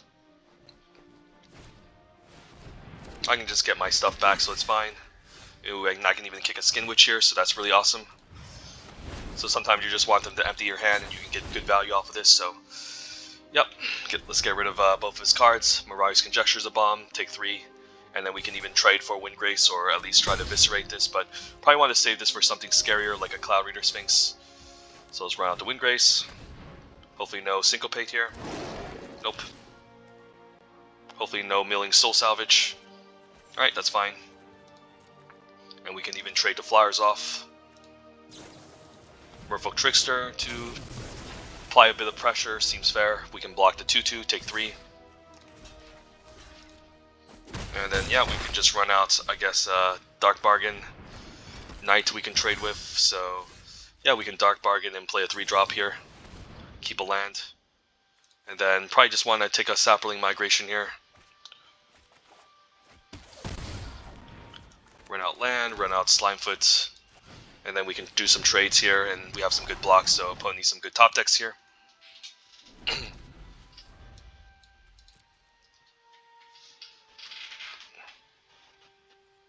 So this can trade, this can block, and we can take 1 from Skittering Surveyor.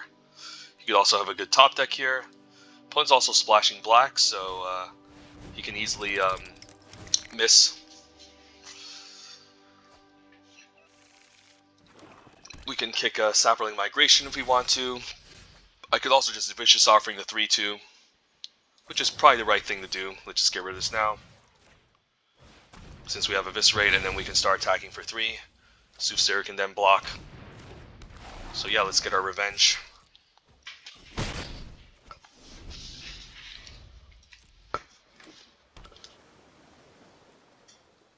The only card I'm actually scared of is maybe Cloud Reader Sphinx, but yeah, now we can just kick some Sapling Migrations and try to take over the game.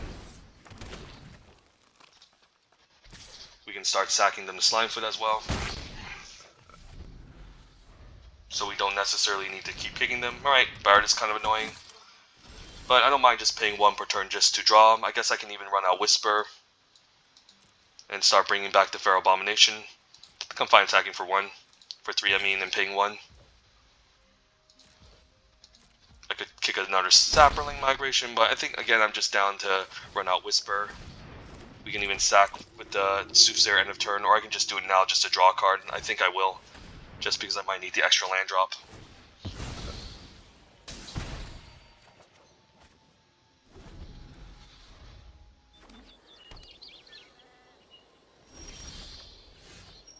Can even Fungal Infection. Alright, let's move to combat. Can activate the Slimefoot end of turn, and then we can also use Whisper.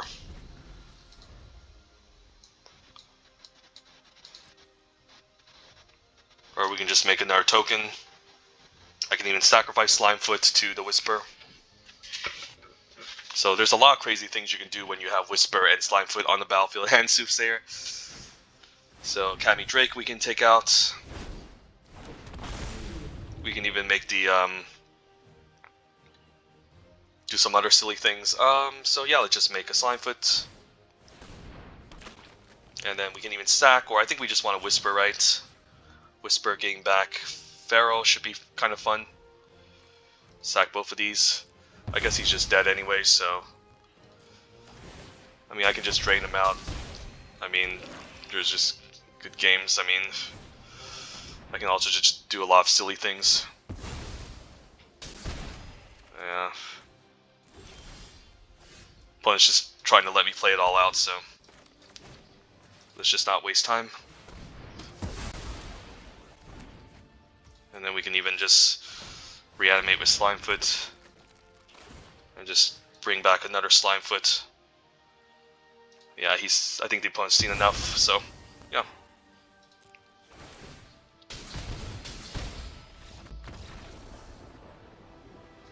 So alright, we got our combo going. Managed to beat a nice blue-white base Esper deck. Splashing for a couple of black cards. I guess the Eldest Reborn was what he was trying to splash for, but yeah, so it's important to have copies, at least two copies of Eviscerate in your deck, just because it's important to deal with those powerful bombs in the format. But yeah, that was a nice game. Managed to get our 7-2 and beat the opponent that destroyed us. Again, I mean, yeah, we beat the opponent who won against us the previous match. So yeah, Black-Green Sapperlings, the second best deck in the format. Just behind the Blue-Red Wizards deck. The reason why it's the second best is Blue-Red is easier to get going than Black-Green. I wouldn't be surprised if Black-Green is overall just stronger than Blue-Red, but it's just, again, given the difficulty of it being built in a draft, it's better to lean towards Blue-Red a lot more, since it's more supported at common, and Blue is definitely slightly better than Black in terms of power rankings. But yeah, Black can do some silly things, and Green, even though is, again, one of the more weaker colors, if you manage to get Slimefoot and ways to generate Sapling tokens,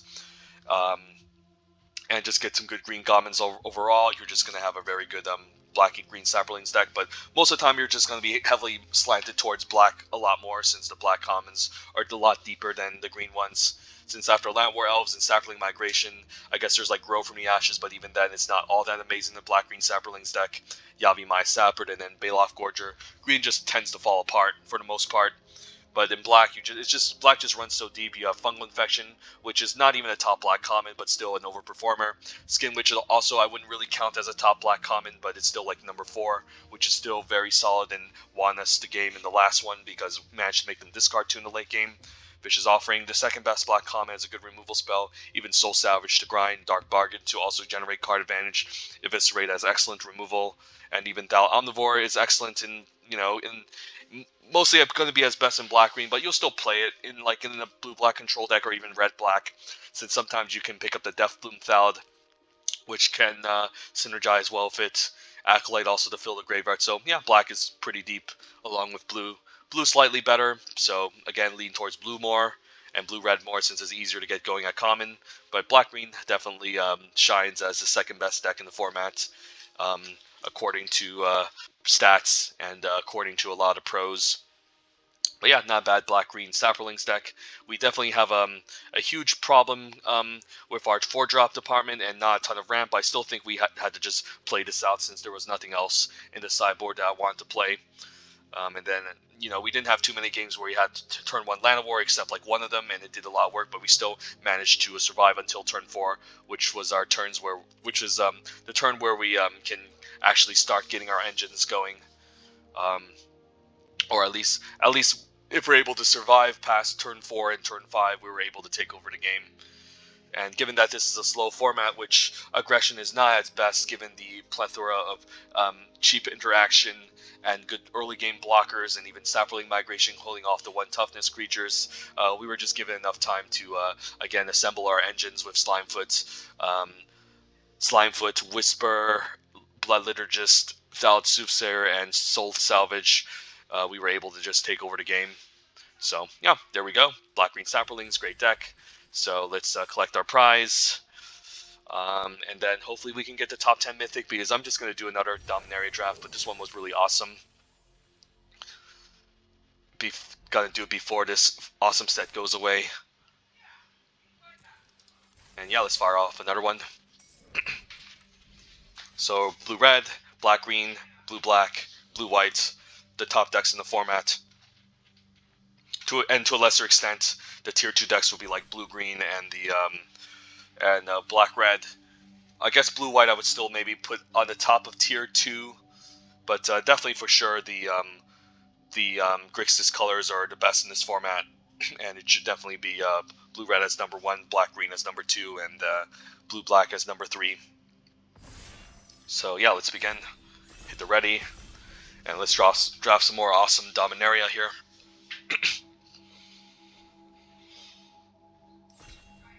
Alright, pack 1, pick 1, Premier Draft Dominaria. What do we have the fine pleasure of opening? This is our second draft. We opened up Wizard's Lightning and Blink of an Eye, which are both excellent. And then given my bias towards blue, I think I'm going to leave Blink of an Eye over Wizard's Lightning, even though Wizard's Lightning is arguably the right pick and much more stronger than Blink of an Eye, since this kills and this bounce. But yeah, blue's the best color in the format, and I want to lean, and it just plays very well with every other color, whereas red is only really good with blue, and it's okay, and red-black control is also okay. Red-green is hard to get together, and red-white is a fine strategy in this format too, but again, not a big fan of aggression. Quende's okay. Courser's a good white common, probably the best white common in the format, along with Blessed Light. Ghitu Chroniclers, a good red common too, but not something I would take over Blink. Same with Sapling Migration, so let's take Blink of an Eye over Wizard's Lightning. I think it's definitely between those two. Alright, we'll take Skittering Surveyor here over Divination and Llanowar Elves, since it's the best common in the set, in my opinion, overall. And not only does it keep you flexible, but it triggers Historic, which could be important if you end up base whites with cards like Diavanant Trapper. And also helps you find your splash color, helps you hit your land drops, helps you fix your color, in fact, if you end up with a lot of double blue, like Blink of an Eye, or even double red with Keldon War Caller. I don't know, the 4-mana, 4/3 that helps you rummage.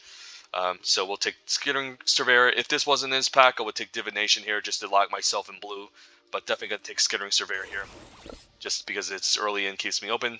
Right, so we have some interesting options. If we want to force blue-red, it's a choice between Fire Intervention and Ghitu Journey Mage, and I would definitely lean towards Ghitu Journey Mage, since it's just an important 3-drop to have in blue-red. Or I can try something different and take a Wild Onslaught if I end up in some sort of blue-green kicker deck with multiple Saproling tokens. That can be pretty interesting. Evra is also just okay. It's a little bit clunky to get going. 6 mana 4/4 is not really what you want in this format, since again there's so much interaction. So it's between Wild Onslaught and Ghitu Journey Mage here. Might actually have some fun and take the Wild Onslaught, not gonna lie. I think overall it has a higher ceiling than the Ghitu Journey Mage, and if Blue-Red is open, we'll get one later. Same with Fire Intervention. So let's take a Wild Onslaught. Let's try something different. As opposed to just trying to force Blue-Red all the time, it's just kind of boring, and there's a chance we can still end up Black-Green since it's just really early in the pack, and this is still like the third pick. So down to take a card that's a lot more risky and narrow, but a lot more powerful if it comes together. Alright, we're still seeing some good cards here. Blink of an Eye and Calico Skinwitch. We're just going to take Blink of an Eye here and maybe lock ourselves up in blue. But seeing some late black cards here too, so wouldn't be surprised if we end up blue-black control, or if we have to abandon blue and end up in black-green again. But let's take Blink of an Eye.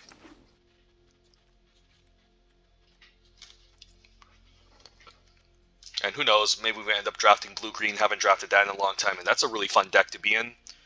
That's a deck where the Academy Drakes are going to be at its best, and even Wild Onslaught if we pick up enough ways to ramp. And it's a multicolored deck for the most part, and it's the deck that best support multicolor. Not saying that green-red and green-black can't do the whole multicolor thing, but green-black is again just better off with a heavy Saprolings theme, and green-red is better off just as an aggressive strategy, whereas blue-green can help you draw cards to hit your splash colors. Alright, we're just going to take our second Wild Onslaught. Not sure how many of these we need, but it's a lot better than Yavimai's Sapper, I have to say. But after our second copy of Wild Onslaught, we definitely need to pick up some Sapperling tokens. Also, Memorial to Folly is interesting here too. But going to take our second Wild Onslaught, and then hopefully we can pick up some creatures now, because if we end up with a bunch of non-creature spells in our blue-green kicker deck, we're never going to pull off our results. But this card's really good. Don't sleep on it, but definitely need to build around it a lot more. Alright, what do we have here? Nothing much. Yeah, this pack is just really bad. Ancient Animus is just kind of whatever. Not great if we're going wide. Envoy is just medium. Yeah, this pack is just awful. Could actually maybe hedge my bets in case we end up blue-red. I don't know, maybe with a Sorcerer's Wand. Although in blue-red, this is not really necessary, so let's just take a random Befuddle. Could see myself using the combat trick even in blue-green. And then, Divination versus Thorn Elemental. I did state that we need some creatures, but we need some mana dorks to really get Thorn Elemental going. And in this case, I'd rather just still stay mono-blue in case we need to pivot off of our blue-green plan. And maybe end up in blue-red or blue-black at the very least. So I'm just going to take Divination over Thorn Elemental. I actually think this is actually just a better card overall. And now we could take Ghitu Chronicler, that's pretty late, over Voldalian Arcanist, which I think is a fine card. Plays really well, again, if you have a lot of expensive instances and sorceries, but it's just very medium for the most part. Let's just take the Chronicler because it's pretty late, and there's a sign we can still end up blue-red. Gideon's Reproach is also okay, but that's a pretty late Chronicler. Alright, that's a pretty late Pegasus Courser still in the pack, so I don't know, we could just, I guess we're just kind of in blue territory for now. We have options to be in either blue-red, we have options to be in blue-white, or even blue-green, or even blue-black. We're just going to take the Chronicler here because this is the best card in the pack. Over Sorcerer's Wand, over Diavinant Trapper. And then we'll just take a random Wizard, why not? It's just a fine blocker. And if we're going to end up in blue-red, we're definitely going to be in a more controlling version of it. With Chroniclers, we're looking to kick on turn 6. So keep that in mind. And then if we somehow end up in blue-green, I'd rather just have a Mammoth Spider. There's a little bit of these cute self-mill synergies with Hammer Explorer. If we self-mill, we can get spells back with Ghitu Chronicler, but I don't really think it's all that impressive. Whereas if I end up in blue-green, I probably want Mammoth Spider, and Keldon Raider could also be fine playable, so not sure here. It looks like we're leaning in either blue-green or blue-red. We'll see. It's between those two, and then there is this pack, which, you know, Haphazard Bombardment's okay. In blue-red, I'm not even sure if I want to play it, to be honest, since I'm looking to kick these Chroniclers on turn 6. Steelway is also fine, but conditional. Sentinel can be kind of cool if you have the powerful sagas like Impulse's Clutches, or, I mean, not Impulse, but like Eldest Reborn and the other one, Time of Ice. There's a lot of sagas that this can blink, but we don't have any so far. Shauna could be maybe splashable in some sort of blue-green deck where it's looking to go wide, but we don't have any go-wide creatures so far.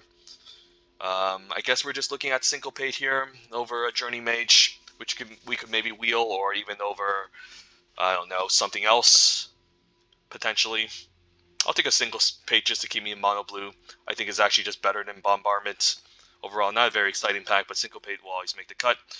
Alright, we have a choice between Tempest Djinn, even Urgoros, and Academy Journey Mage, and Drake, and Soul Salvage.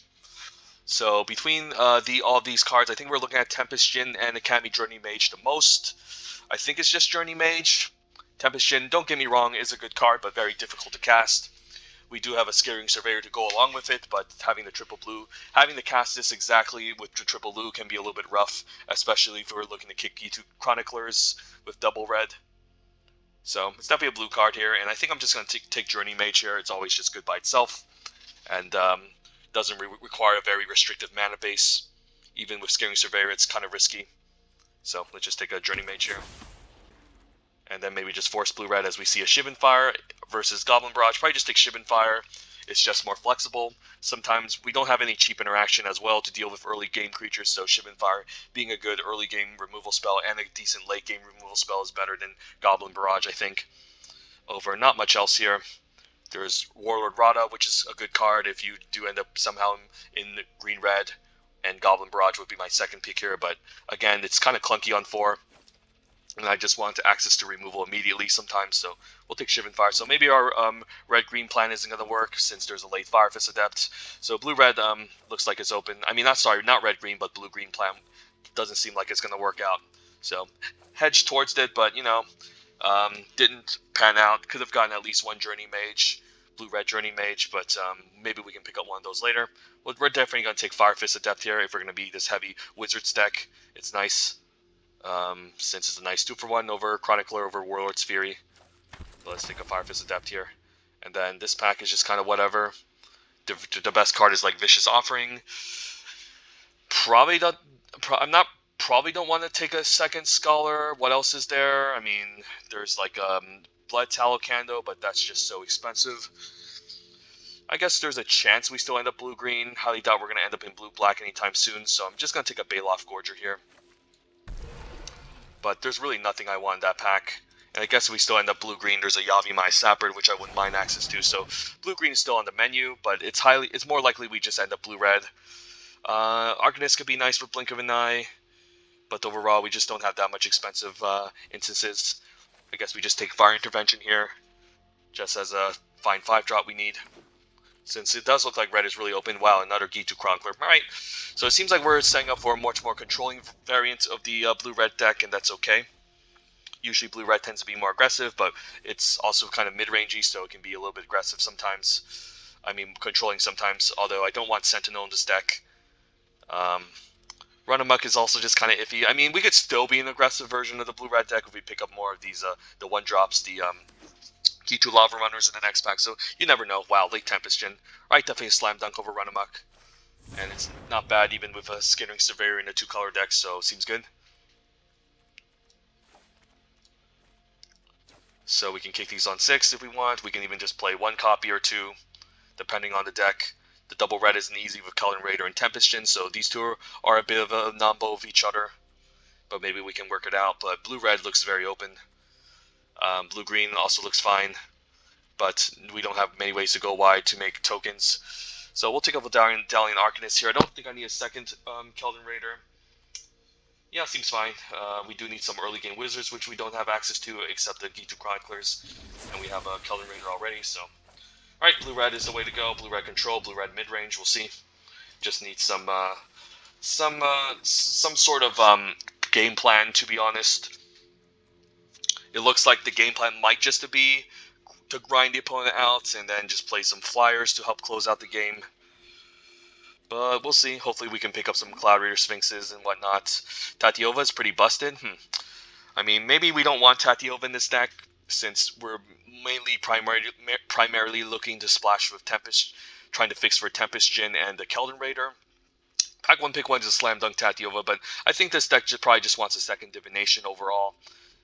Yeah, Tatiova is excellent, but if we're going to be playing Tempest Djinn, which is a powerful card, or even trying to incorporate the Keldon Raider. I don't think we want to move into 3 colors here necessarily. So just fine going 2 colors. Let's just take Divination. It's just a great card anyways. And then, wow, that's on Sarah's Wings and also an Eviscerate in this pack. On Sarah's Wings, better if we're more creature heavy, but we're looking to be pretty creature light, and our creatures don't necessarily look like the best attackers. So in the off chance we end up splashing with Scaring Surveyor, I guess I'd rather have Eviscerate over Blessed Light since it's cheaper. So I don't know, let's just take this Eviscerate.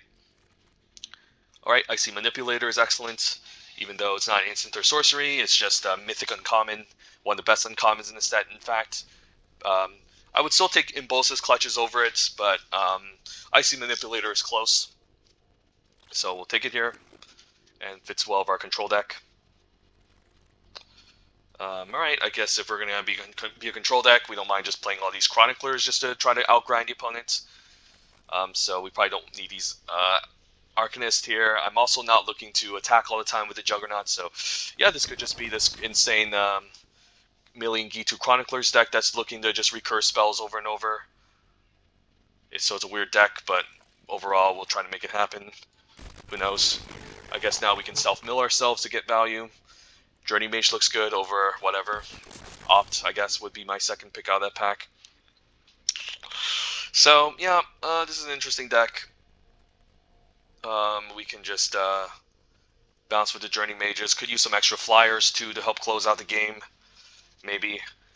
Hammer Explorer just seems worse than Keldon Raider overall, even though, again, the Ghitu Chronicler can get value off the self-mill. Or I can just throw in a random Rampaging Cyclops, honestly. Which is just a little bit easier to cast than Keldon Raider. Overseer is fine, but not what the deck is trying to do. Maybe this dual land would have been cute if we got Tatyova, but I highly doubt Tatyova is going to make it back. And if it did, I'd be really impressed, honestly. Maybe we just throw in the Eviscerate and Keldon Raider, I don't know. But we can try something interesting. Alright, another Ghitu Chronicler, so really no respect. Honestly, this card is really good. So if we're going to be playing these Ghitu Chroniclers, we want as many instances and sorceries as we can that are effective, so maybe I don't mind just running out the Eviscerate, honestly. Just trying to splash for it, even though we're planning to play Tempest Djinn. Maybe a Befuddle wouldn't hurt as well. Probably don't need the Relic Runner, but we probably don't mind the Befuddle. And we probably don't mind the Tolarian Scholar here. And then a second Tolarian Scholar, if we need some sort of filler creature, could be maybe better than the Raider. This does help me loot, but I think we should be able to hit our lands consistently in this deck. So maybe we just need these random Tolarian Scholars to maybe beat down a bit. They're pretty bad though, but maybe it's just a game plan of the deck. Just outgrind the opponent with our card advantage and value from the Chroniclers. And then just try to win with a bunch of 1-powered creatures smashing through, attacking, and then Tolarian Scholars to beat down. So maybe that's the game plan. Journey Mage as well, so don't hate it. It's not amazing either, it's kind of weird, not gonna lie. But maybe it's okay.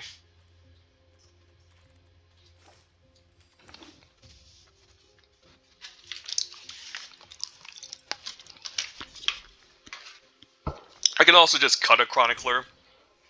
There's just so many of them, like, do I really need 5 copies of Chronicler? It seems kind of ambitious. So maybe I just cut a Chronicler and just throw in a Raider, even though, again, there's conflicting mana with the Tempest Djinns, the double red from Keldon Raider, and also the Eviscerates. Definitely don't want more than 1 black source here. Maybe we definitely want to lean towards, I guess we're kind of even split, so maybe we just kind of have to go 8-8 here and somehow get our blue in time, triple blue in time, or double red on time. It's definitely a weird deck. I could also just cut a Mountain, honestly, because I know we need double red for Chronicler on turn 6 in Keldon Raider, but I think we'll eventually get there if we just run something out like this, and we really need our double blue earlier, and even our triple blue with the Tempest Djinn sometimes just to curve out. Maybe Befuddle can also just go, but I mean, I don't really think I need like 5 copies of Chronicler. It's just too much, I think. This is also just kind of whatever. Could also run Hammer Explorer as a random creature, but it's just so bad. Like 4-mana 3/3 is just so bad. It's just worse, way worse than 4/3 and the 4/4. Maybe it's just an improvement over Tolarian Scholar. Not sure. Maybe we just run this out like it is. Yeah, this card does have synergy with Chronicler, but again, am I really actively looking to self mill? It's also bad if we mill lands because we definitely want the lands to cast Tempest Djinn and Keldon Raider with this kind of restrictive mana base. So I think we just leave it as it is, honestly, and just try it out. All right, let's try this out.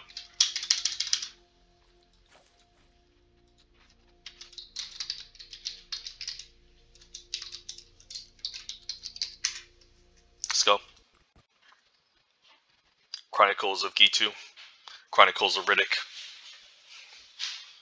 That's the reference, but it's I'm pretty bad naming, so don't mind me. Just leave me alone. I'm just trying to push out some excellent draft content for you guys to watch.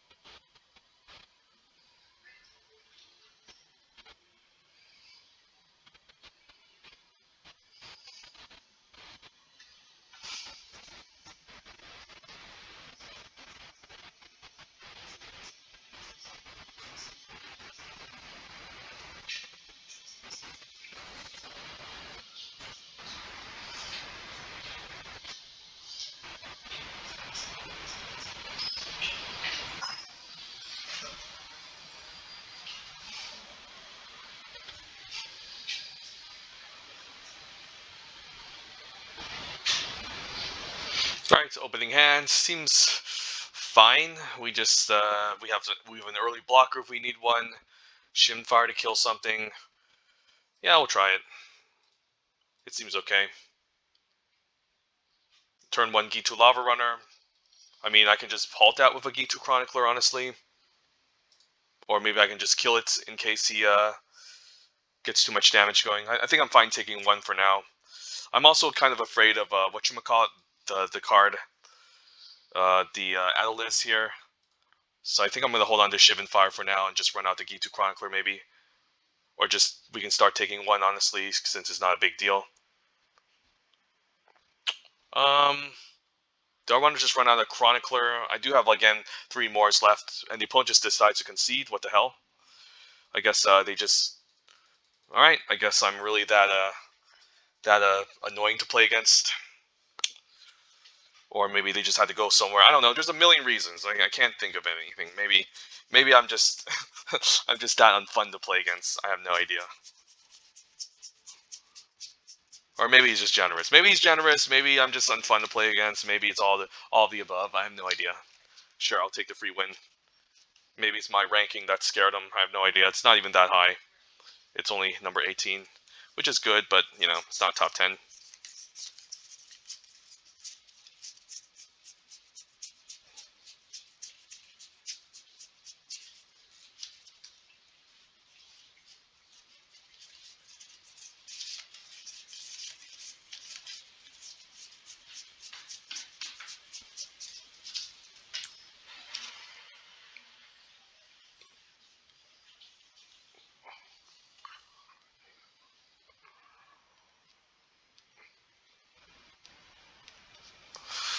Alright, this is the similar hand. We'll keep.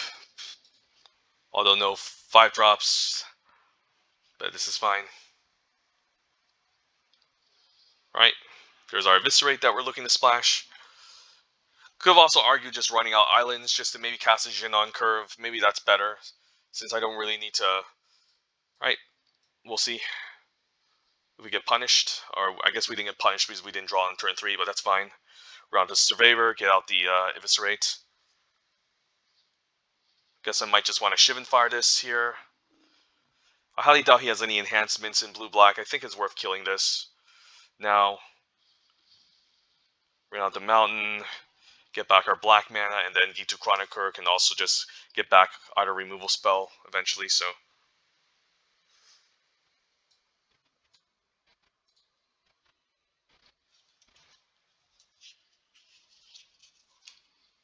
Soothsayer, sure. The question is, do I even want to kill this or not? I mean, I could. But I can just buy back my removal spells. This is kind of annoying, but yeah, you know what? We have enough removal. Let's just kill this. I just hate wasting my time speculating on what I should do and not do, but it's just, at this point, it's just kind of whatever. Just, right? That can eat a removal spell. Don't mind. Probably fine just getting the Shivan Fire since I can kick another Ghitu Chronicler anyways. So we'll just take a Shivan Fire. And then say go.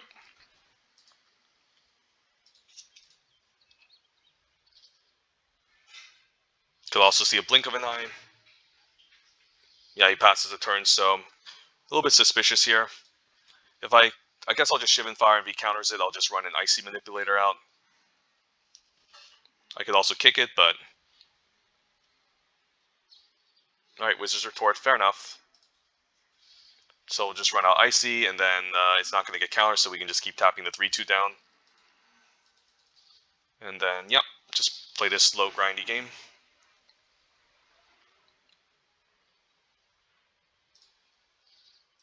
Maybe should have kept the red mana to represent a second Shivan Fire. Cold Water Snapper, well, that's a problem. I can't interact with it. Well, rip, hexproof. Always wins. Alright, let's just kick another Chronicler. Get back another Shivan Fire. This deck is so stupid. It's just so stupid. I'll keep land in hand in case he has Skin Witch. So we'll just take 4, tap down the 3-2. Hopefully we get enough blockers to deal with the 4-5 eventually. So stupid. I guess a Horror 4-5 will just win in the game eventually. There's not much I can do here. I mean, it's a blue-black control deck. He has a lot of recursion. This has hexproof. What can I say? I guess I can tap this down now and take out the 3-2 at the very least. Blink of an Eye is interesting. Let's just take this out now. And then we can at least tap this down, keep a Blink of an Eye. No need to befuddle, I don't think. Could also just kick this, honestly, but we might as well just tap it down. I guess I can just block and bounce my Ghitu Chronicler as well. I guess that's kind of fun, just to avoid some damage and get more value back, so this seems okay.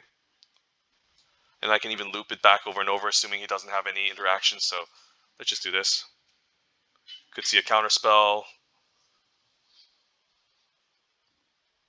Kellan Raider seems okay.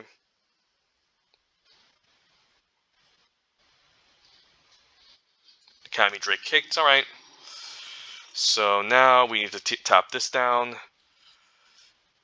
Maybe it's fine for me to just use the Kellan Raider here. Discard land.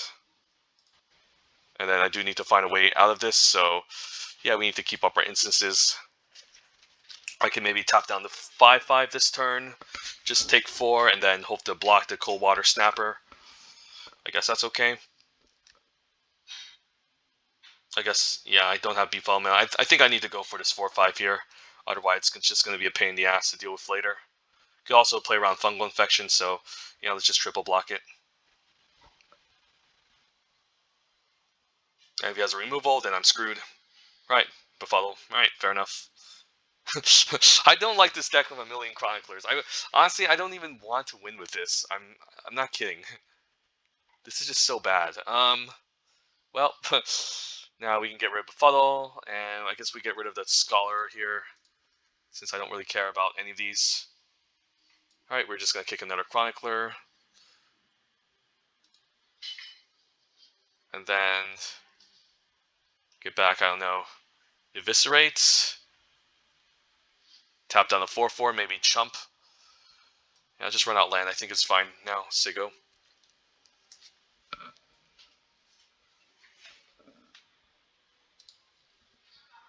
Can afford to still take 5, honestly, or 4.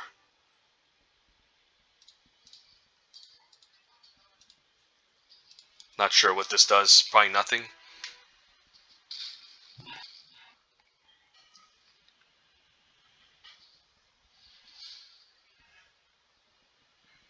Yeah, this is just not the matchup for us. We can win against an aggressive deck, but when you're facing against blue-black control, which is just as grindy, then you're gonna be in trouble. So yeah, let's just take out the flyer here, and I guess I could still run out Rampaging Cyclops, Chump, double block the 4/5. So let's just get this online at the very least, so we can deal with the 4/5. But he can again just buy it back. So all right, good games. Just not a good matchup, and yeah, we're a control deck that's trying to beat another better control deck. So guess which one wins? Well, the better control deck wins, or the better archetype for control wins. But maybe we can still win some games, just not against that deck. So hoping I face against more aggressive decks, honestly. Because we have the Ghitu Chroniclers in the early game covered. Lots of ways to just keep recurring our spells. But against a hexproof turtle and ways for him to just get things back with the soul salvage is going to be rough.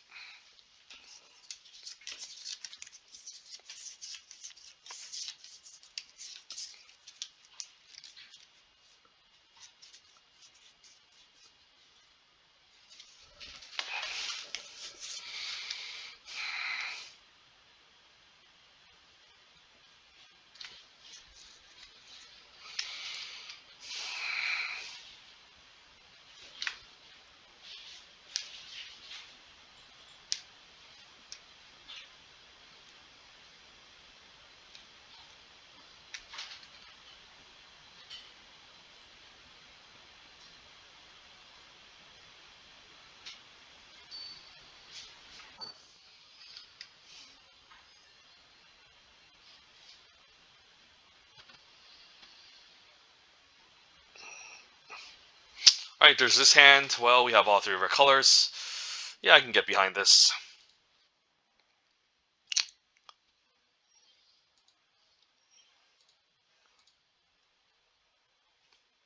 Not sure if I need to run out Island next turn.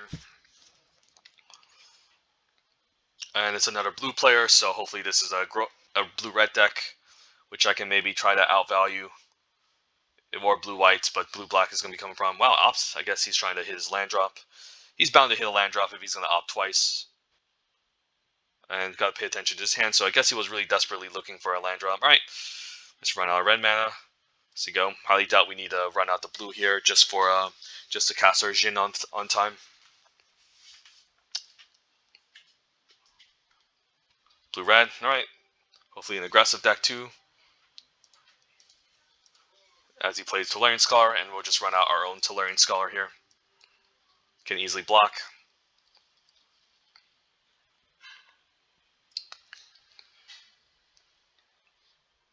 Warcry Phoenix, alright, that's kind of annoying. We don't have any reach creatures to deal with that. I guess I can Shivan Fire it away for the time being, but then I don't have anything else to do. Let's run out the Rampaging Cyclops. I can afford to take a few hits. Because I don't necessarily want to just Shivan Fire and have nothing to do afterwards. Since this is a lot more mana and can apply more pressure if the opponent's trying to race. And if I get a land, I can just Shivan Fire, run out Icy, or Shivan Fire into Academy Journey Mage. Ghitu Lava Runner, so he cover Run Amok here. If he has Run Amok, then the 2/3 definitely goes in front of the 2/2. Alright, nothing, just take 2. So what is this? It could just be a counter spell here. If it's a counter spell, I probably just want to run out the Shivan Fire first.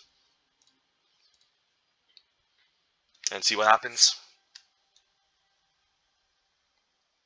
Resolve, so now do I run out the Academy Journey Mage or do I run out Icy? I think I just run out the Academy, since I'd rather get that counter than my Icy Manipulator.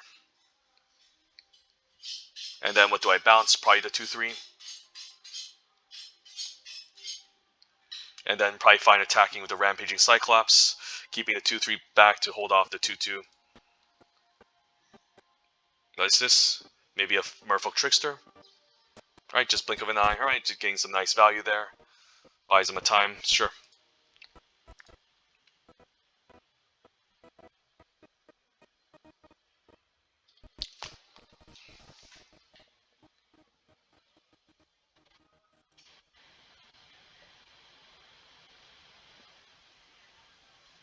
Opponent's thinking Fire Fist Adept, pretty nice. Takes down my 3-2.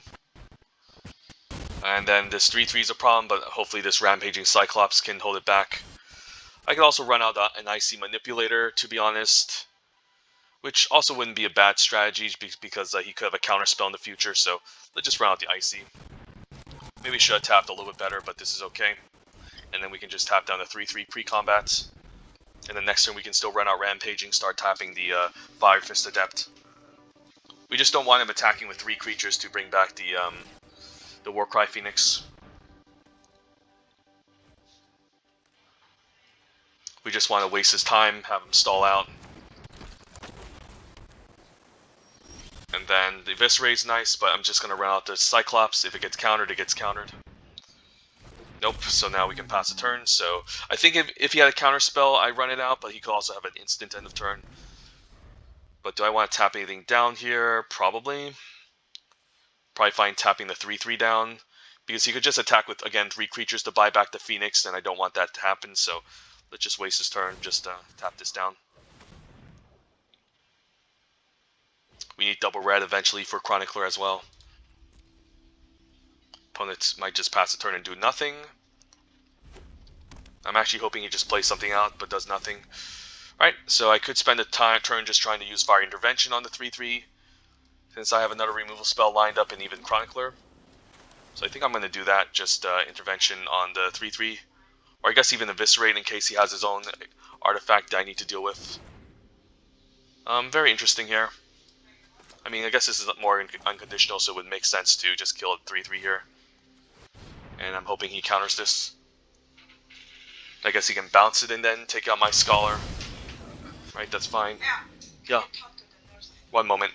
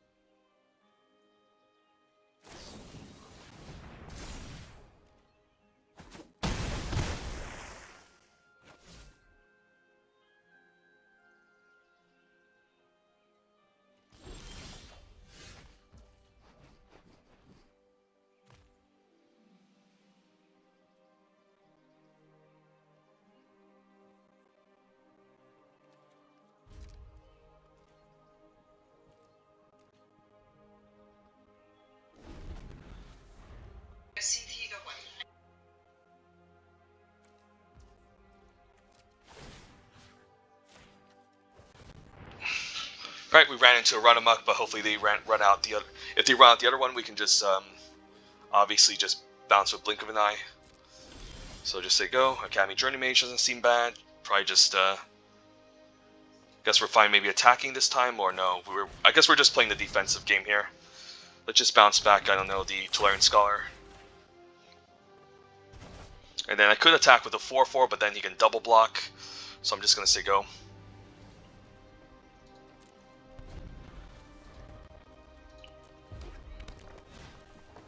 And I actually don't mind him moving to combat and attacking. If not, I'm fine just maybe tapping down the Tolarian Scholar in a turn. And I can even start attacking if I want to get there. Divination isn't bad, so make sure I tap my black mana since I don't plan on using Eviscerate this turn in case we get Arjun. No Jin, but double red's fine. So now I can eventually get the Ghitu Chronicler going. Could just start attacking the 3-2, honestly. Maybe just to lower his board presence. Trade's okay. And I can still start tapping his creatures down. Could have a Befuddle here. I could also bounce my own Journey Mage, to be honest, which is fine, so I can deny him a card draw. And also tap something down, so this is fine. Yeah, I really don't want him digging towards more answers. And I don't want to bounce his Merfolk Trickster, so it's okay.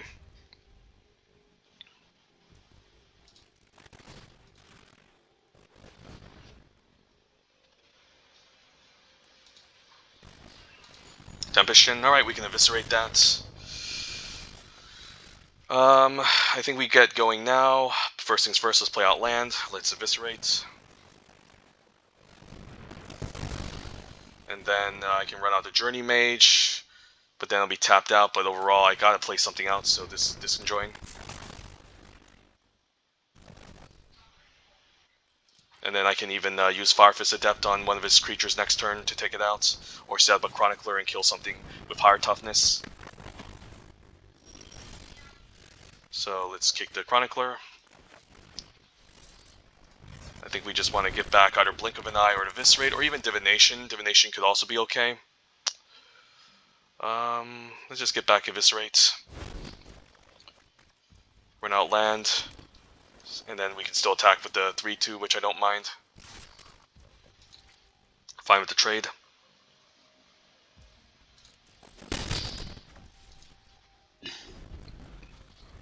I'm probably fine, maybe. I can just tap, I don't know, this down.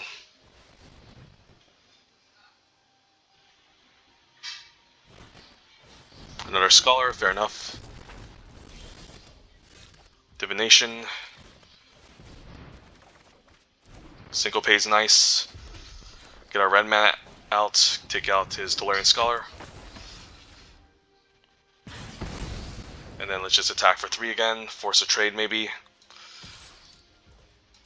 Yeah, we just need to play a slow, grindy game against these aggressive decks and we should be able to take over if their decks aren't amazing.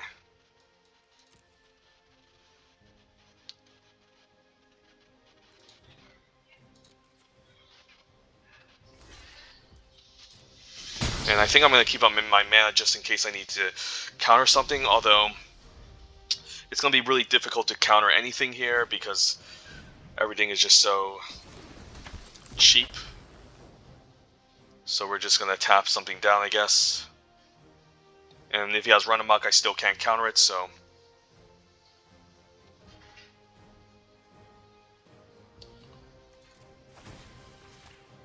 Six, 7, 8, 9, 10, 11, so I can still run out land and still counter something for 10. I can start jamming in with the 3-3 to force some double blocks.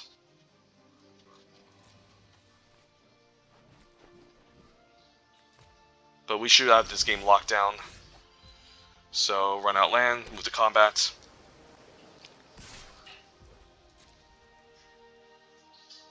Maybe double blocks, probably take out the Trickster. Doesn't really matter though, but this can be pretty annoying if you can keep bouncing this back with Blink of an Eye.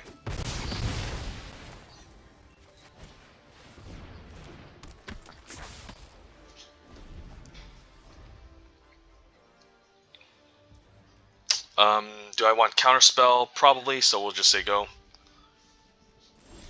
Should I maybe use that in the turn? Alright, we'll just use Surveyor.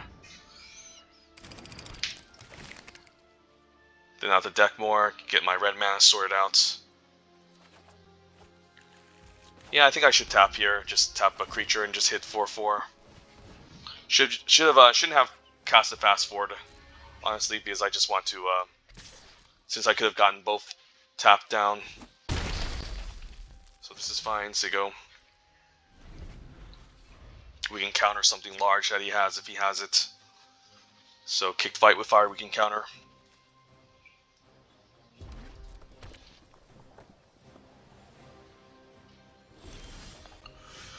Yep.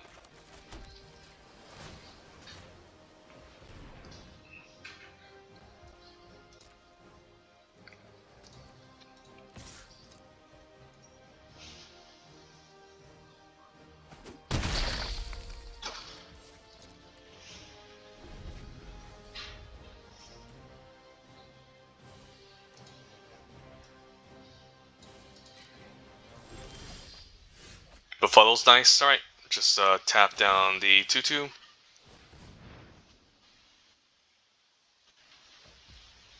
Could also start swinging for 6. Merfolk Trickster, a second one. I don't think that's worth countering. Yeah, definitely not worth countering. Yeah, we'll just say go. This way we have 2 instances to keep up.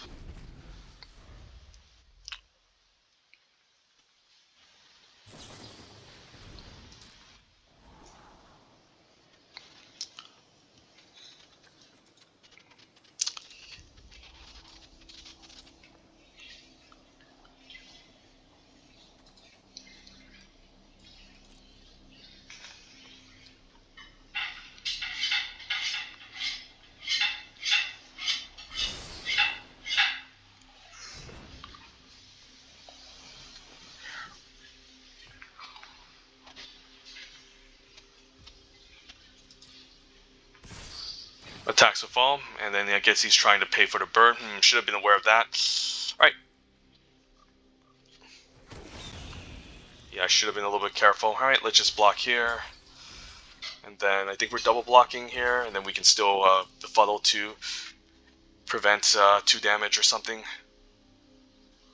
So first things first, let's see what he does. He plays Rescue. I could counter it for X equals 7. I think I will.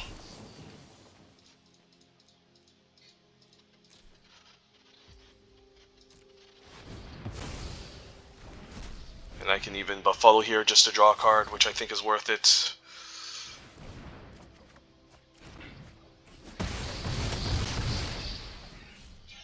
And 4, 5, 6, 7. Ooh, the opponent's about to kill me. Alright, gotta be careful here. So let's just eviscerate the Journey Mage. Play land. Kick a Ghitu Chronicler. Get Shivan Fire, I guess. Yeah, just grab a Shivan Fire here. Yeah, just Shivan Fire away. I don't know, the Warcry Phoenix. Attack, and then we can even tap down the 2/2.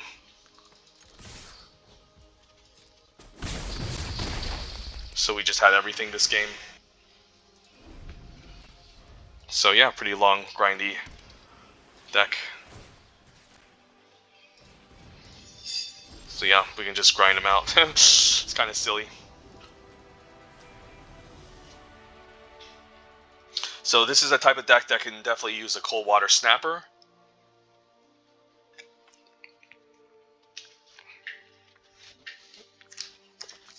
I mean, I can also use a Hammered Explorer to try to mill them out as well.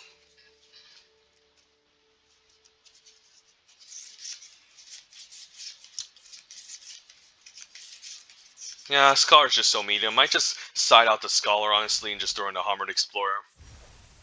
Like, Hammered Explorer has some synergy in this deck because it allows us to self-mill to maybe find some spells, or we can even use this to mill the opponent out if we're playing a control game, maybe. So it's actually not a bad idea. So maybe Tolarian Scholar comes out, and then we can just throw in a random Hammered Explorer. Our 4-drops are pretty stacked, but if we were able to survive, we should be fine. So, yeah, let's just give this a shot.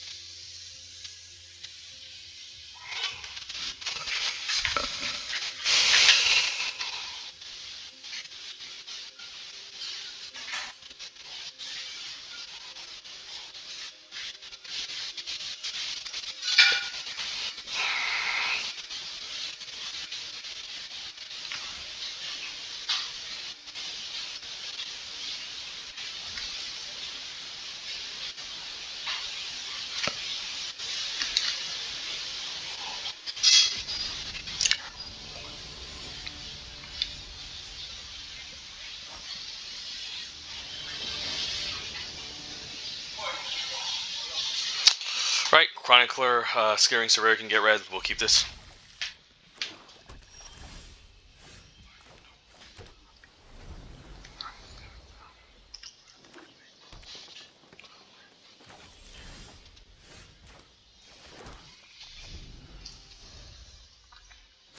So against a black deck, I don't necessarily want to mill myself.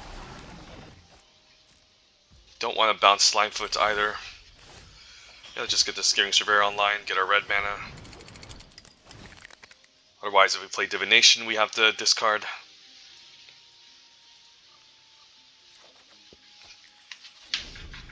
We'll deal with this later. We have enough removal. It's fine. Take 2.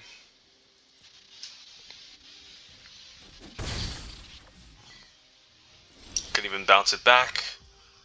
And then eventually set up a turn where we can Academy, where we can take it out with Fire Fist Adept. But I think the Rampaging Cyclops is okay here. He's probably just going to make a Sapperling end of turn as well.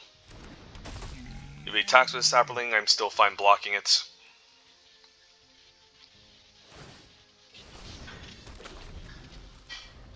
We can even bounce it with a Journey Mage if we want to. An Eviscerate, fair enough.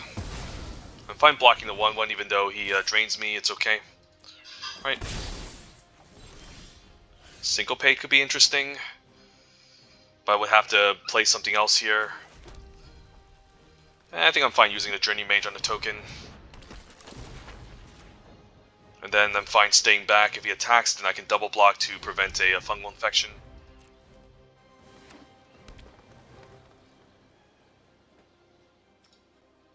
I might want to set Divination to Chronicler into Syncopate. Right, opponent's just using up his removal. I am taking damage against this Slimefoot again. So, but I'm still fine. He can make a token end of turn 2. Eviscerates, alright, that's a good one. Do I want Divination first? Not really. Yeah, I guess we'll just try to Eviscerate Slimefoot. Makes a token, that's fine. Unfortunately, no access to Syncopate. But yeah, Slimefoot is a problem, so no attacks. We can always just take out the token with the Adept. If he attacks with it, it implies a fungal infection. Do I mind? Not really. So probably just Divination here. Well, I'd love to hit a land. Unfortunately, we can't, so just going to pass the turn. And then just keep up Syncopate for 1 in case he drops something scary. I can't counter Kick Row, unfortunately, so that was a nice pickup from there. So Sultai, so you could have a Modrotha. I'll definitely counter this Syncopate since it's worth it, I think.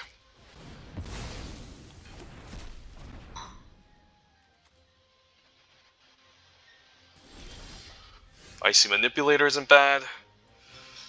I think I'm just fine running out the Fire Fist Adept and then just hitting for 1.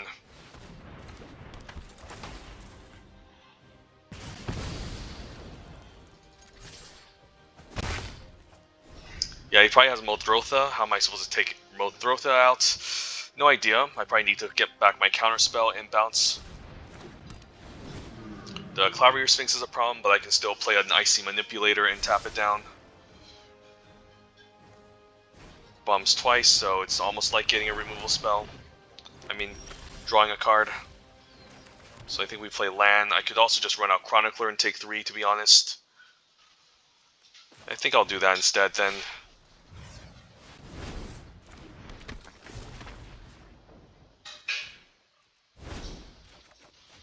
And we can still keep up Blink of an Eye next turn, so we'll take 3, Eviscerate the 3/4, keep up Blink of an Eye.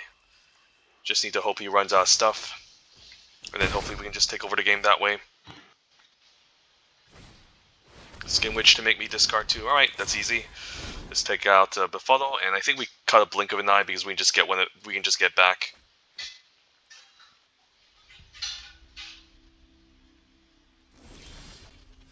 Ooh, Tempest Djinn. If we only had another land, alright, let's just take out this Sphinx before it becomes a problem. And we can still keep Blink of an Eye and we'll say go.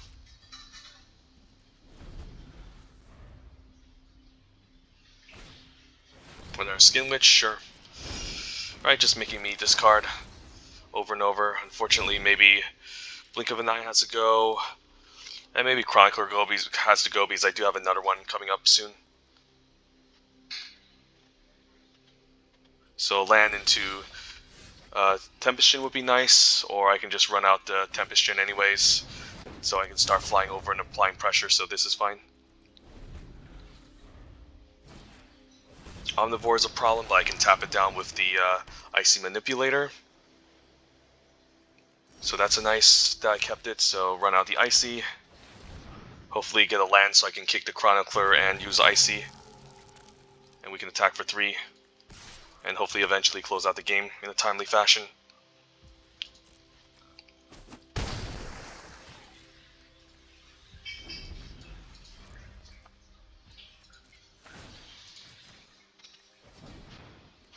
I wish we can tap the blue mana, but unfortunately we can't because, yeah, we have to keep down this Omnivore. Alright, land is good, so we can run out land.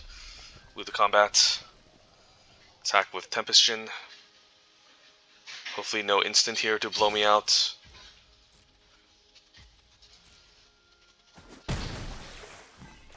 Kick the Chronicler. Get the Eviscerate. I guess I can also just dig for Divination for the hell of it. Eviscerate would be safer. How many Chroniclers do I have left? I still have a ton of them, so I'm just going to take the Divination, honestly. That way we can draw towards more islands to help close out the game quicker, and we can still keep this thing tapped with the Icy Manipulator, so... Put maybe discard 4, and I'm still able to stay alive still and have enough resources, so that's good. Right, Keldon Raider can make me discard, but first things first, let's run out Divination. Hopefully get some islands going. Island's good. So now we can run out Island to Puntajin. I can move to combat, and then, yeah, probably find discarding the Tolarian Scholar at this point, since it's not going to do much except it's an okay blocker.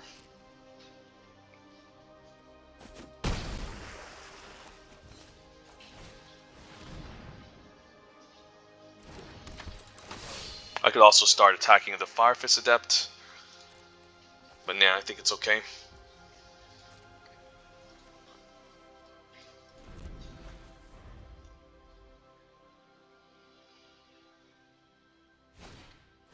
Well, that's a rip, so I need to try to win the game on the ground perhaps now.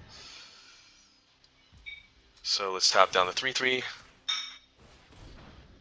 And then I can attack with these two, and then if he tries to do some blocks, I can then use Shivan Fire. So we need to attack on the ground now to try to win. Opponent can still sack the Sapperling to gain 2 life as well, so I gotta be careful. So first things first, let's move to combat. Attack with these, and then if he tries to block, then I can use Shivan Fire. And we just want to keep the Thal Omnivore tapped down indefinitely almost.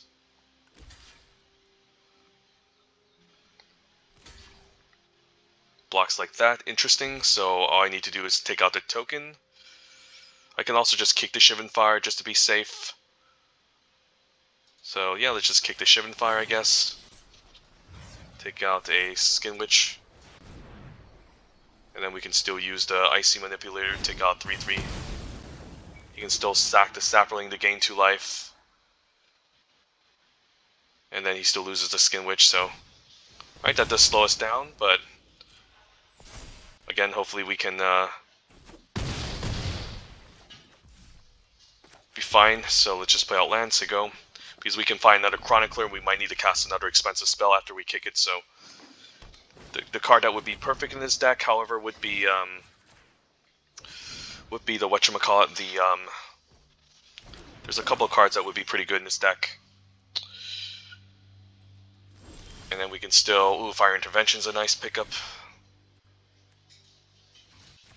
If I attack with all, is that lethal? 3, yes, that's lethal. So, yeah, Icy Manipulator, very difficult to deal with.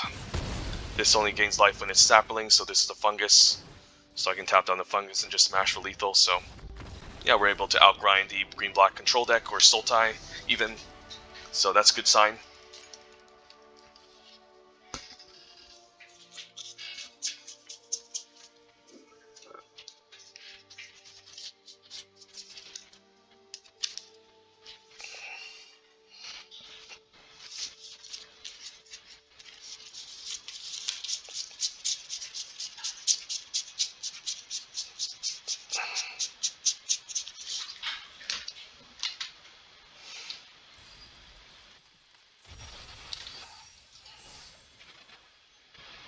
Alright, what's this? 5-1 or 4-1? 3-1 still. Wow, these games are really long. Alright.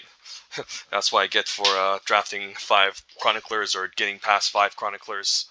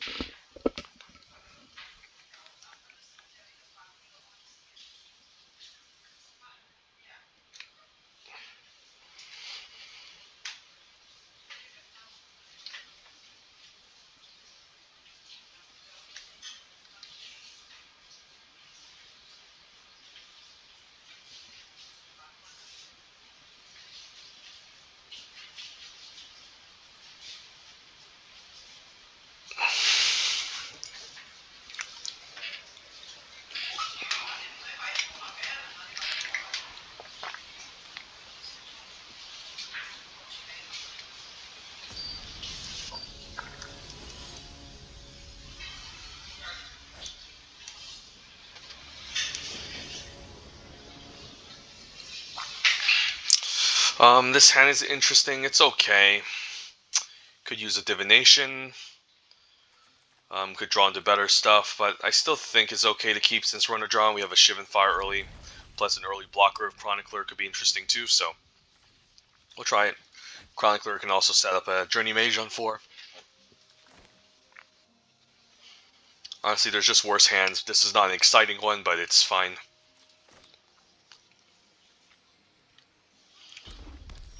And this could be just one of those games where I leave it an island. Maybe I draw into another island into Jin. I should just play out my mountains, my islands in fact. So, okay, that's just going to eat a Shivan Fire. Can't let them untap with that. Just such a scary card. And luckily red-green doesn't have any ways to recur, so we're just happy just killing his stuff.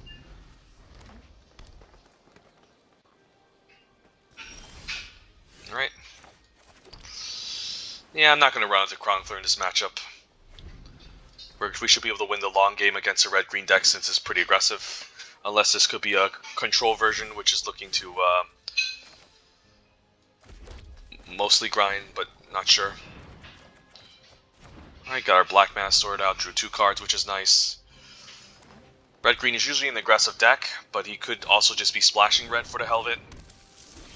And that's a pretty decent target for Fire Intervention, or I can Academy Journey Mage first. Probably Journey Mage is okay, and then if he replays it, we'll just deal 5 to it and then hit for 3, so we can at least get the damage in. Ground Warlord Radam, alright, that can eat an intervention too. And he can even pay mana to cheat something out, so I guess he top decked it that turn. We'll take 3. Ooh, what's this? 2 mana fight spell. Wow, it's really nice, okay. So it gets a pretty nice 2-for-1 there. Or I guess it's still a 1-for-1. But yeah, just take this out ASAP before it becomes a problem. And I just want to play our blue mana because of Jin. Next turn, kick a Chronicler, get back maybe the Fire Intervention just so we can handle the Mammoth Spider. Hammer Explorer is also interesting. Yeah, let's just run out the Chronicler here. Get back Fire Intervention. And then, yeah, just run out our island because again we could have Jin. Take 3. Intervention again, or maybe we can Hammer Explorer and keep up Blink of an Eye, or just blink this back to his hand and see what's up. Fight with Fire on a 1-3? Wow. Alright, I'll take that. You're seriously going to use a premium removal spell? I mean, I'm hoping this doesn't imply as a way to get something back. Fungal plots to make funguses. Alright, we'll just Intervention now. Let's make sure this is an artifact that I can't answer. Nope. Let's just take this out now. He can make some tokens, but then I have a Ghitu Chronicler which can block all day, so yeah, fine running out land too, because again, I just want to get stuff back with the Chronicler. And I'm probably fine grabbing a Divination here. This is also kind of annoying. But am I really scared of any kicker spells? Not really. I guess I can just run a Hammered Explorer. But I think I like the Chronicler, get back Divination. And then just run out Divination.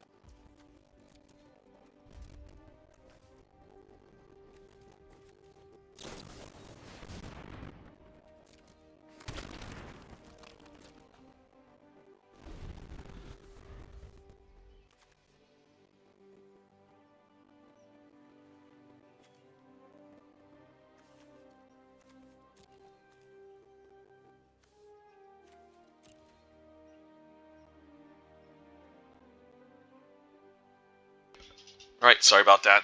But yeah, I was afraid of actually milling the opponent because we could have gotten him resources with fungal plots. Decides to play it just for 4. I mean, I guess I'm fine just taking 5, honestly. If he's gonna attack all out, then I just block all the tokens and we should still be fine. Since the Skizik needs to sacrifice itself end of turn. I guess he can just draw cards off of this too, so that's annoying. Could also just bounce Skizik, but he's just gonna recast it, so... Alright, we'll just take a bit of a beating. And then hopefully we can stabilize against this opponent. So Skizik's gonna die, he makes a token end of turn. Yabi my Sappert, alright, so... Right, might need to start bouncing tokens, in fact. But I guess if I try to bounce them, he's just gonna sack them, so... We really need to get some stuff going. As we get another Ghitu Chronicler. Alright, Ghitu Chronicler is nice, so... Let's just get a... Shivan Fire, I guess. To go along with our Blink of an Eye, potentially. Could also get a Divination, honestly. Yeah, we could also just grab a Divination. Yeah, let's just grab Divination. I'm not afraid of anything. I mean, it's kind of scary that he can just go wide and eventually kill me, but... I mean, I need to win somehow, and I can't just, sit back all day and use 2 mana to deal 2 to a creature that he can sack, so this is fine. And we can hopefully just gum up the ground, can even bounce a token end of turn. Or bounce a Pump Trick, so we'll see.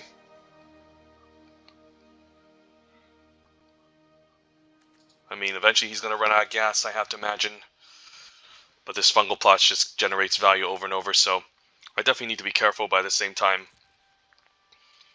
I think I'm still kind of in okay spots. If he has double Run Amok, I'm going to be a little bit unhappy. Alright, kicked Crozen Druid, fair enough.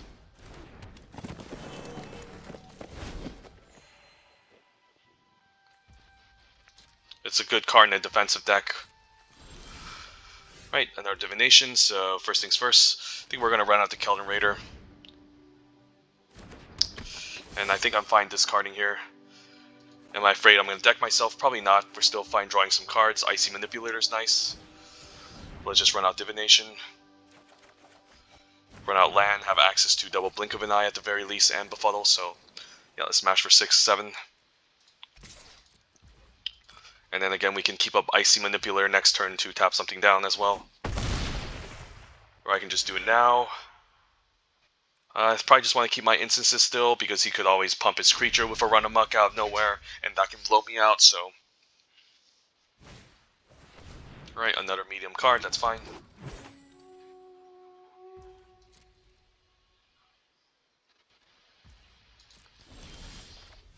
Academy Journey Mage is nice. Alright, we'll run out the Journey Mage. Bounce his token, which he's going to respond by maybe sacking. We have 8 mana available, so I can still run out Icy Manipulator. Right, opponent draws a card. Let's run out the Icy Manipulator. And then let's attack for 7. And still keep up Blink of an Eye, still keep up Icy Manipulator. If the opponent tries to kill this, do I want to kick Blink of an Eye? Probably not, because I'm kind of getting low on resources here. If I deck myself before the opponent, I'm just going to lose, so probably just fine using Blink of an Eye unkicked, since Befuddle also just recycles itself.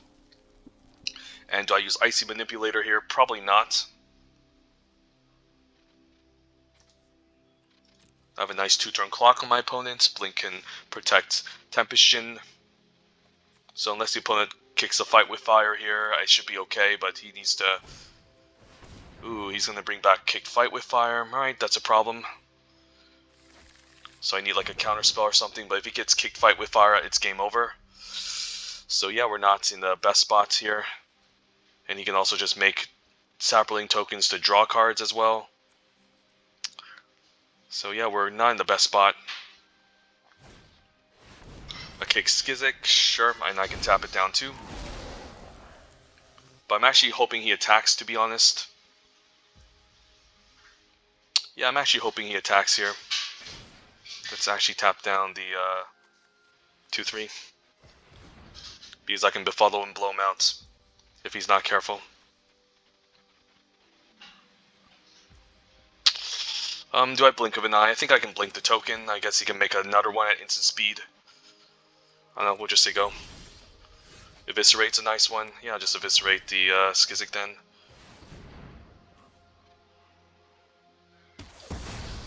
And I can still attack with some of my creatures, and we should still be safe.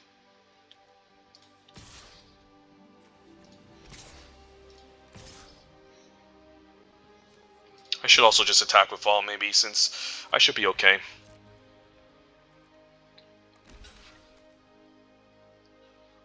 He's just hoping to get a kicked fight with fire to win, I'm assuming. Alright, I guess he does have kick fight with fire, because that's a pretty interesting block. Alright, I guess if he has kick fight with fire, he has kick fight with fire, so there's not much I can do about it. He did Gaia's Blessing it back, so... Yep, if you have it, you have it, opponent. I guess I could have bounced this back to his hand before he did something, so maybe I should have done that instead. Yeah, I messed this game up. Should have also tapped this on his upkeep. Right, he doesn't have kick fight with fire, that's good. So we should be fine here. So we can tap down the two-headed giant. He can make, I guess he can still make some sapperlings at instant speed to gain life. So that's kind of annoying. So what I can do is I can tap this. Maybe just bounce the Elfame Druid. He uses the Elfame Druid to make 2 sapperlings. I can still tap the sap. Let's see. So let's say I bounce the Elfame Druid. Then he makes 2 sapperlings. I can still bounce the other one, tap the other one down, attack with all, block. So yeah, I guess he's just dead, so we might as well just do this now.